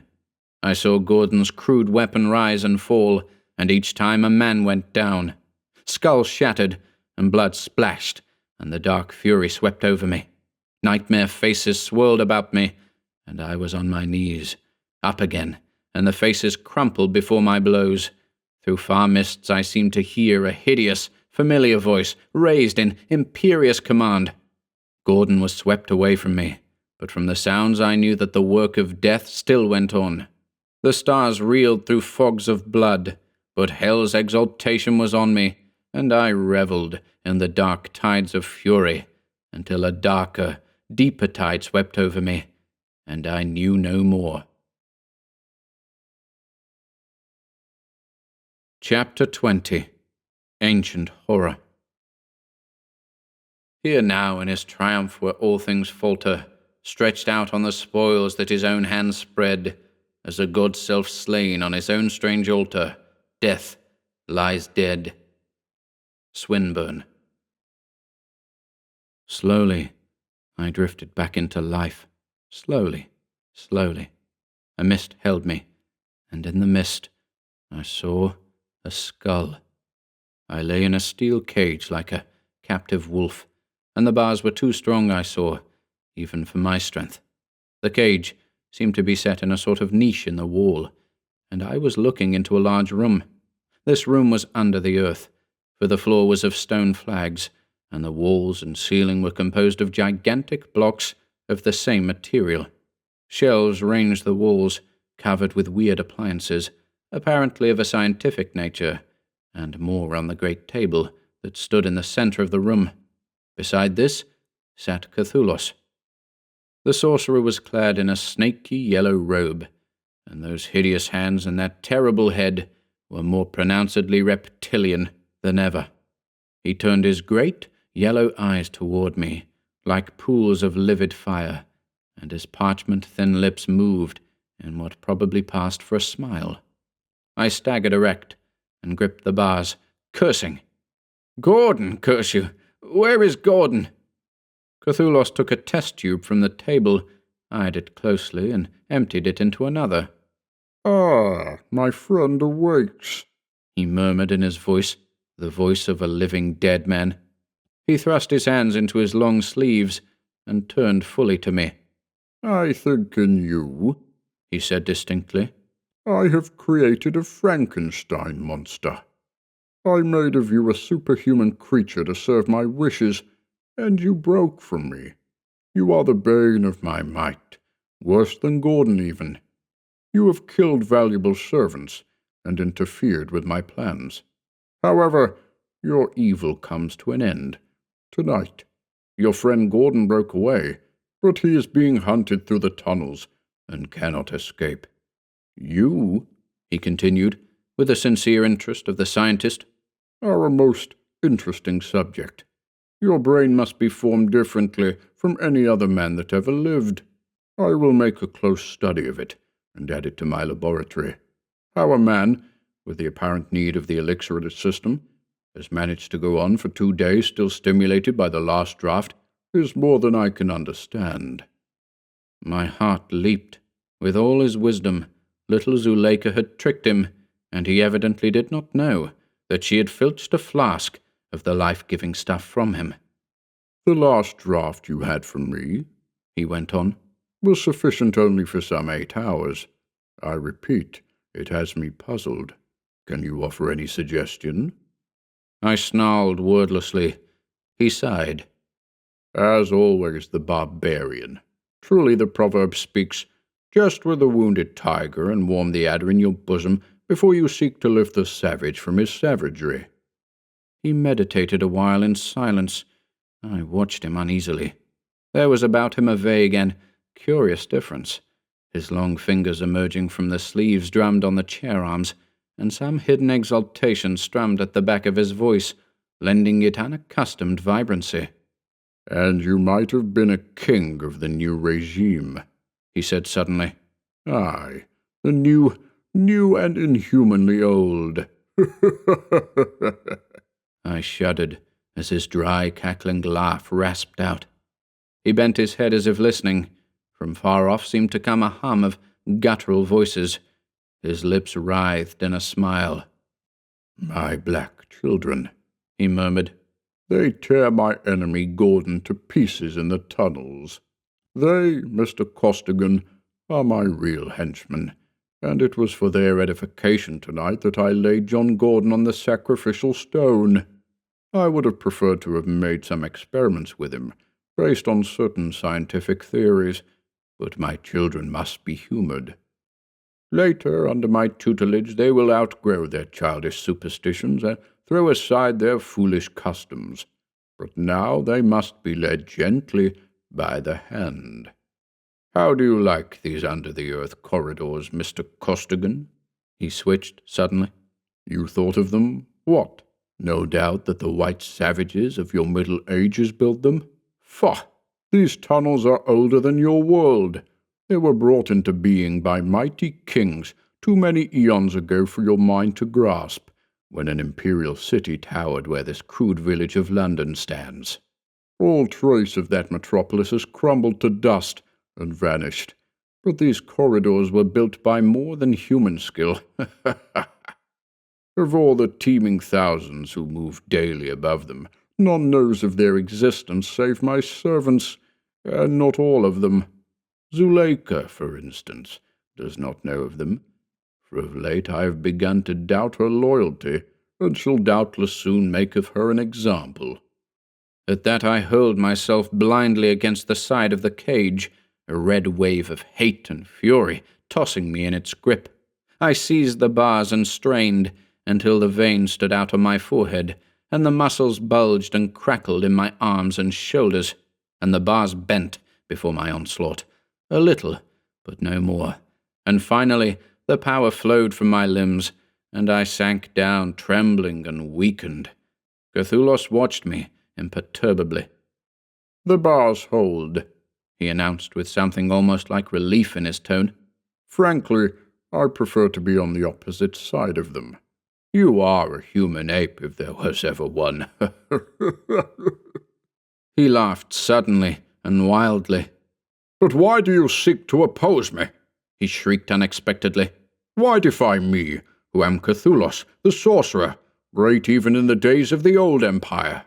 Today, invincible, a magician, a scientist among ignorant savages. Ha ha ha ha!" I shuddered, and sudden blinding light broke in on me. Kathulos himself was an addict, and was fired by the stuff of his choice. What hellish concoction was strong enough, terrible enough to thrill the master and inflame him, I do not know, nor do I wish to know. Of all the uncanny knowledge that was his, I, knowing the man as I did, count this the most weird and grisly. You paltry fool," he was ranting, his face lit supernaturally. "Know you who I am? Kathulos of Egypt. Bah! They knew me in the old days. I reigned in the dim, misty sea lands ages and ages before the sea rose and engulfed the land. I died, not as men die. The magic draught of life everlasting was ours. I drank deep and slept. Long I slept in my lacquered case. My flesh withered and grew hard. My blood dried in my veins. I became as one dead, but still within me burned the spirit of life, sleeping but anticipating the awakening. The great cities crumbled to dust. The sea drank the land. The tall shrines and the lofty spires sank beneath the green waves. All this I knew as I slept, as a man knows in dreams. Kathulos of Egypt? Pah! Kathulos of Atlantis!" I uttered a sudden involuntary cry. This was too grisly for sanity. "I, the magician, the sorcerer, and down the long years of savagery through which the barbaric races struggled to rise without their masters, the legend came of the day of empire, when one of the old race would rise up from the sea, aye, and lead to victory the black people, who were our slaves in the old days. These brown and yellow people, what care I for them? The blacks were the slaves of my race, and I am their god today. They will obey me. The yellow and the brown peoples are fools. I make them my tools, and the day will come when my black warriors will turn on them and slay at my word. And you white barbarians, whose ape ancestors forever defied my race and me, your doom is at hand. And when I mount my universal throne, the only white shall be white slaves." The day came as prophesied, when my case, breaking free from the halls where it had lain when Atlantis was still sovereign of the world, where since her empery it had sunk into the green fathoms, where my case, I say, was smitten by the deep-sea tides and moved and stirred, and thrust aside the clinging seaweed that masks temples and minarets, and came floating up past the lofty sapphire and golden spires, up through the green waters, to float upon the lazy waves of the sea. Then came a white fool carrying out the destiny of which he was not aware. The men on his ship, true believers, knew that the time had come, and the air entered my nostrils, and I awoke from the long, long sleep. I stirred and moved and lived, and rising in the night I slew the fool that had lifted me from the ocean, and my servants made obeisance to me, and took me into Africa, where I abode a while and learned new languages and new ways of a new world, and became strong. The wisdom of your dreary world! I, who delved deeper in the mysteries of the old than any man dared go. All that men know today I know, and the knowledge beside that which I have brought down the centuries is as a grain of sand beside a mountain. You should know something of that knowledge. By it I lifted you from one hell to plunge you into a greater. You fool! Here at my hand is that which would lift you from this. Aye, would strike from you the chains whereby I have bound you." He snatched up a golden vial and shook it before my gaze. I eyed it as men dying in the desert must eye the distant mirages. Kathulos fingered it meditatively. His unnatural excitement seemed to have passed suddenly, and when he spoke again it was in the passionless, measured tones of the scientist. "That would indeed be an experiment worth while, to free you of the elixir habit and see if your dope-riddled body would sustain life. 9 times out of 10 the victim, with the need and stimulus removed, would die, but you are such a giant of a brute." He sighed and set the vial down. "The dreamer opposes the man of destiny. My time is not my own, or I should choose to spend my life pent in my laboratories, carrying out my experiments. But now, as in the days of the old empire when kings sought my counsel, I must work and labor for the good of the race at large. Aye, I must toil and sow the seed of glory against the full coming of the imperial days, when the seas give up all their living dead." I shuddered. Kathulos laughed wildly again. His fingers began to drum his chair arms, and his face gleamed with the unnatural light once more. The red visions had begun to seethe in his skull again. "Under the green seas they lie, the ancient masters, in their lacquered cases, dead as men reckon death, but only sleeping through the long ages as ours, awaiting the day of awakening. The old masters, the wise men, who foresaw the day when the sea would gulp the land, and who made ready that they might rise again in the barbaric days to come, as did I. Sleeping they lie, ancient kings and grim wizards who died as men die, before Atlantis sank, who, sleeping, sank with her, but who shall rise again? Mine the glory. I rose first, and I sought out the site of old cities, on shores that did not sink, vanished, long vanished. The barbarian tide swept over them thousands of years ago, as the green water swept over their elder sister of the deeps. On some, the desert stretched bare. Over some as here, young barbarian cities rise." He halted suddenly. His eye sought one of the dark openings that marked a corridor.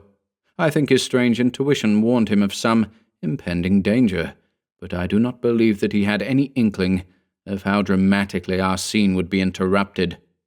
As he looked, swift footsteps sounded, and a man appeared suddenly in the doorway. A man disheveled, tattered, and bloody. John Gordon. Kathulos sprang erect with a cry, and Gordon, gasping as from superhuman exertion, brought down the revolver he held in his hand, and fired point blank. Kathulos staggered, clasping his hand to his breast, and then, groping wildly, reeled to the wall and fell against it. A doorway opened, and he reeled through, but as Gordon leaped fiercely across the chamber, a blank stone surface met his gaze, which yielded not to his savage hammerings. He whirled and ran drunkenly to the table, where lay a bunch of keys the master had dropped there. "The vial!" I shrieked. "Take the vial!" And he thrust it into his pocket. Back along the corridor, through which he had come, sounded a faint clamour, growing swiftly like a wolf pack in full cry. A few precious seconds spent with fumbling for the right key, then the cage door swung open, and I sprang out. A sight for the gods we were, the two of us, slashed, bruised and cut, our garments hanging in tatters. My wounds had ceased to bleed, but now as I moved they began again, and from the stiffness of my hands I knew that my knuckles were shattered. As for Gordon, he was fairly drenched in blood from crown to foot. We made off down a passage in the opposite direction from the menacing noise, which I knew to be the black servants of the master, in full pursuit of us. Neither of us was in good shape for running, but we did our best. Where we were going I had no idea. My superhuman strength had deserted me, and I was going now on willpower alone. We switched off into another corridor, and we had not gone 20 steps until, looking back, I saw the first of the black devils round the corner. A desperate effort increased our lead a trifle, but they had seen us, were in full view now, and a yell of fury broke from them, to be succeeded by a more sinister silence, as they bent all efforts to overhauling us.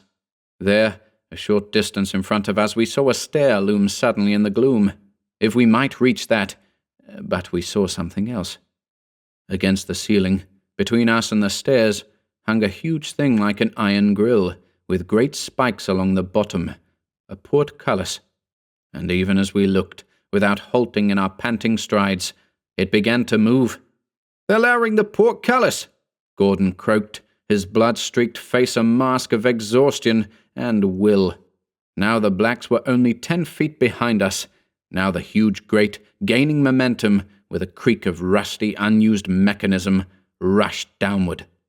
A final spurt, a gasping, straining nightmare of effort, and Gordon, sweeping us both along in a wild burst of pure nerve strength, pulled us under and through, and the gate crashed behind us.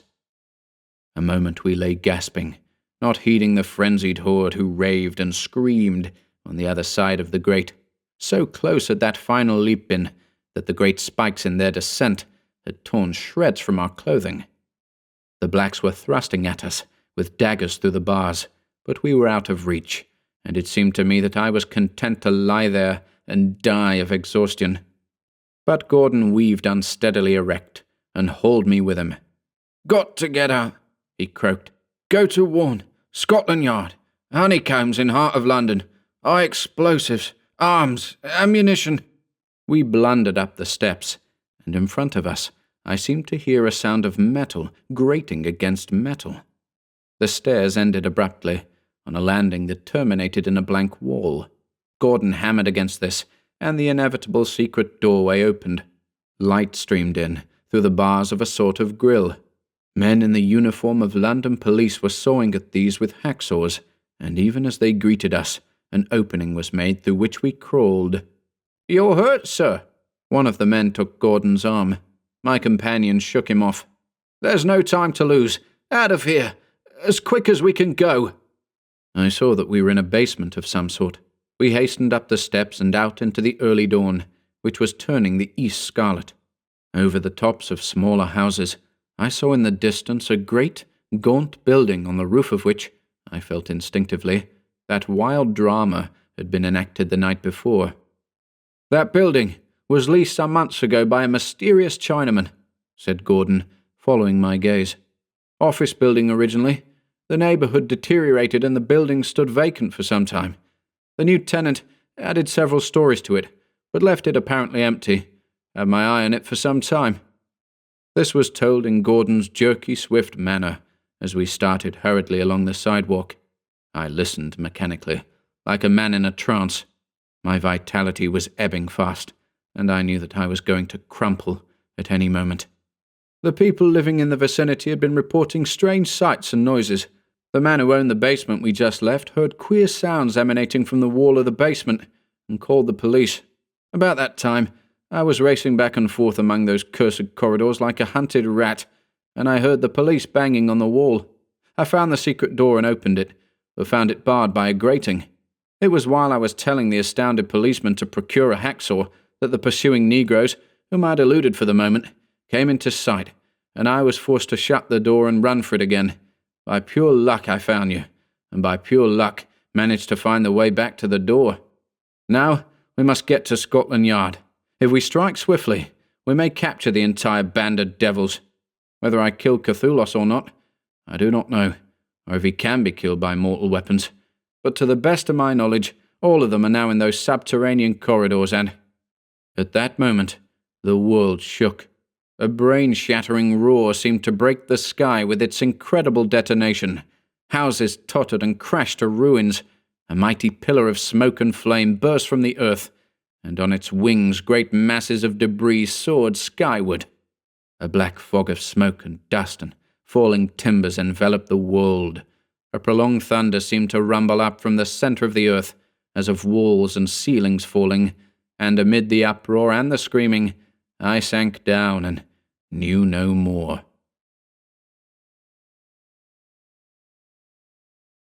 Chapter 21. The Breaking of the Chain.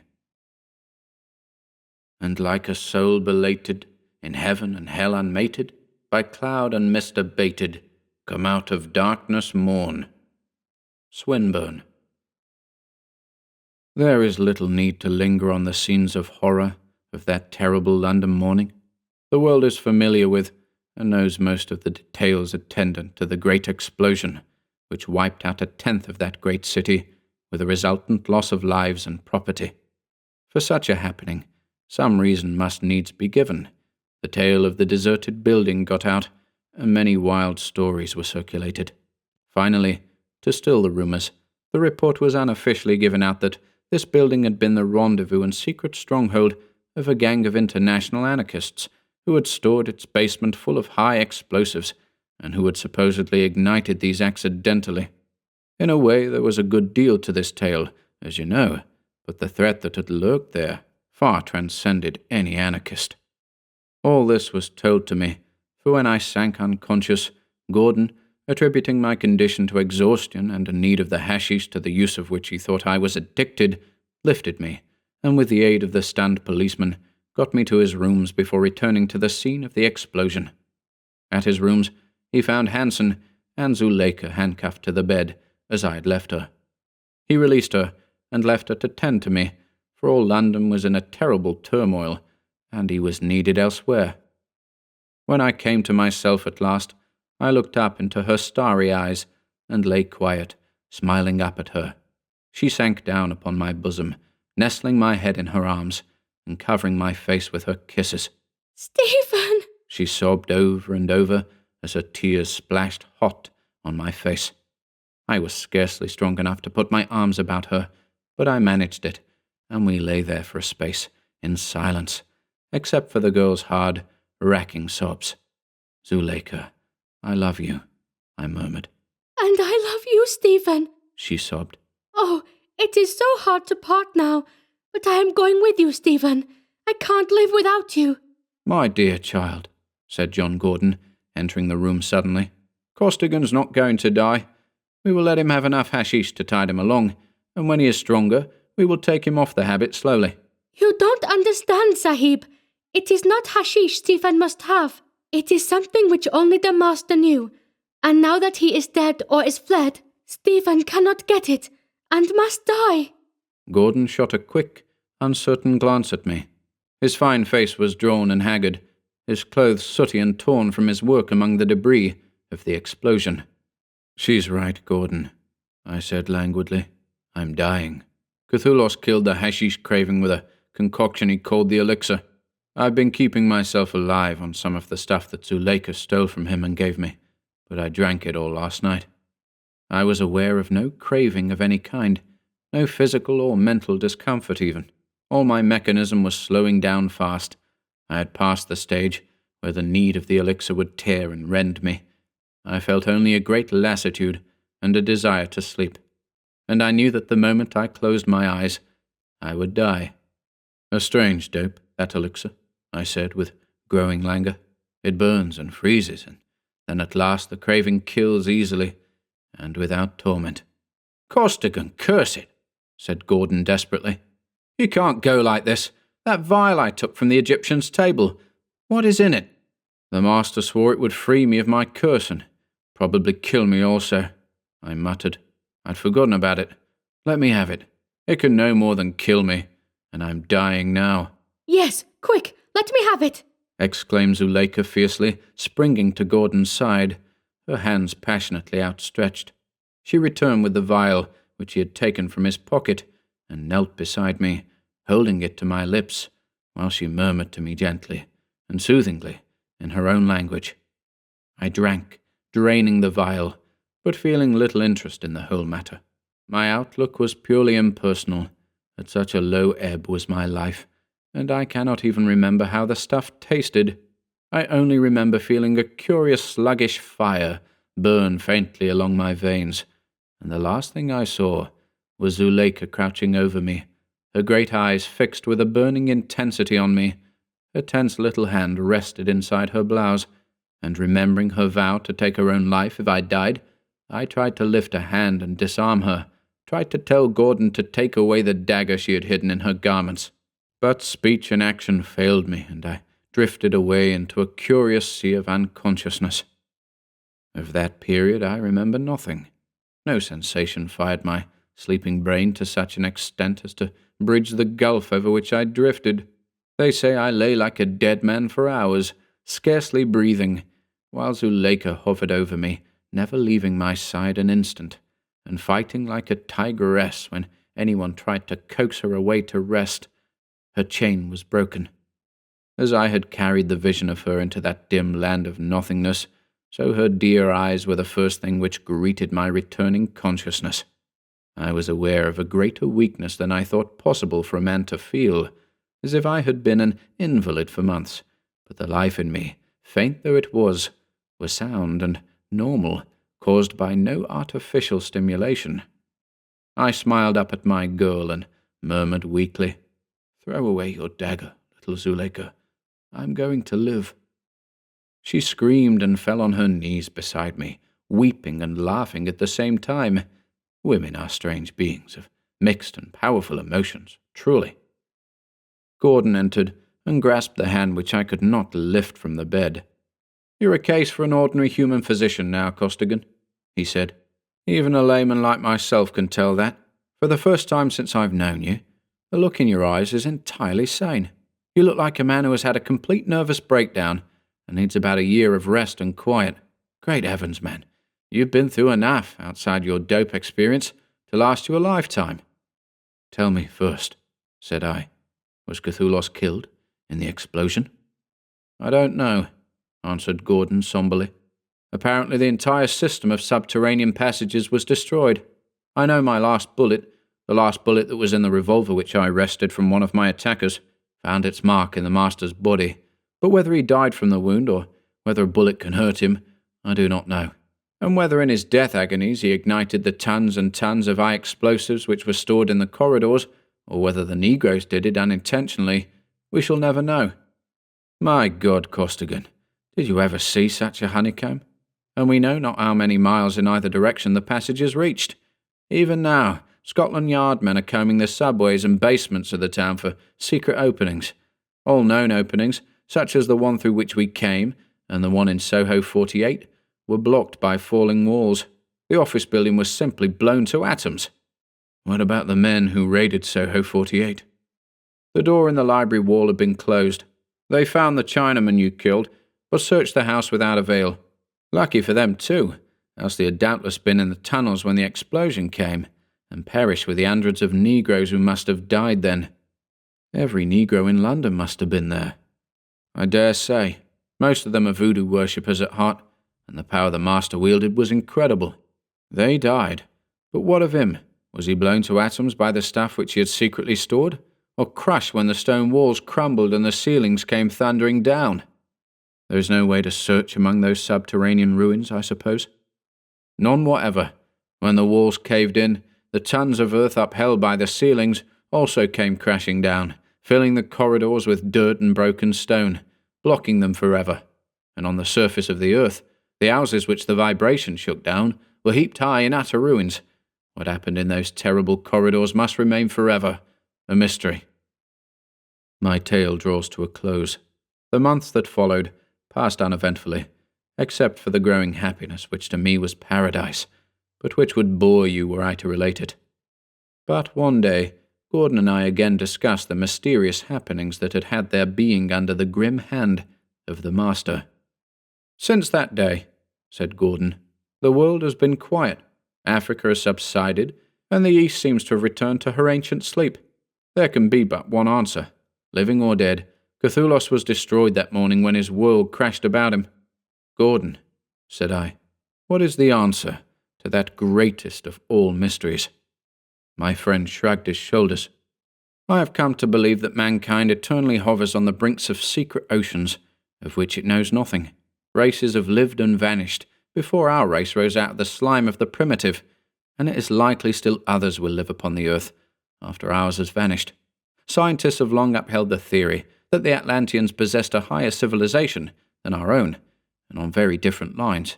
Certainly Kathulos himself was proof that our boasted culture and knowledge were nothing beside that of whatever fearful civilization produced him. His dealings with you alone have puzzled all the scientific world, for none of them has been able to explain how he could remove the hashish craving, stimulate you with a drug so infinitely more powerful, and then produce another drug which entirely effaced the effects of the other. I have him to thank for two things, I said slowly. The regaining of my lost manhood, and Zuleika.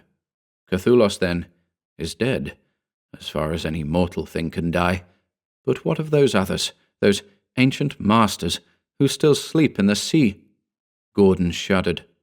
As I said, perhaps mankind loiters on the brink of unthinkable chasms of horror, but a fleet of gunboats is even now patrolling the oceans unobtrusively, with orders to destroy instantly any strange case that may be found floating, to destroy it and its contents. And if my word has any weight with the English government and the nations of the world, the seas will be so patrolled until doomsday shall let down the curtain on the races of today.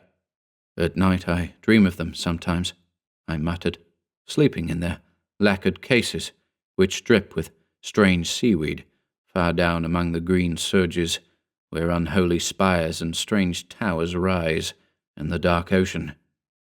We have been face to face with an ancient horror, said Gordon somberly, with a fear too dark and mysterious for the human brain to cope with. Fortune has been with us. She may not again favour the sons of men. It is best that we be ever on our guard.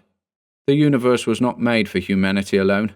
Life takes strange phases, and it is the first instinct of nature for the different species to destroy each other. No doubt we seemed as horrible to the master as he did to us. We have scarcely tapped the chest of secrets which nature has stored, and I shudder to think of what that chest may hold for the human race. That's true, said I, inwardly rejoicing at the vigour which was beginning to course through my wasted veins. But men will meet obstacles as they come, as men have always risen to meet them. Now, I am beginning to know the full worth of life and love, and not all the devils from all the abysses can hold me. Gordon smiled. You have it coming to you, old comrade. The best thing is to forget all that dark interlude, for in that course lies light and happiness.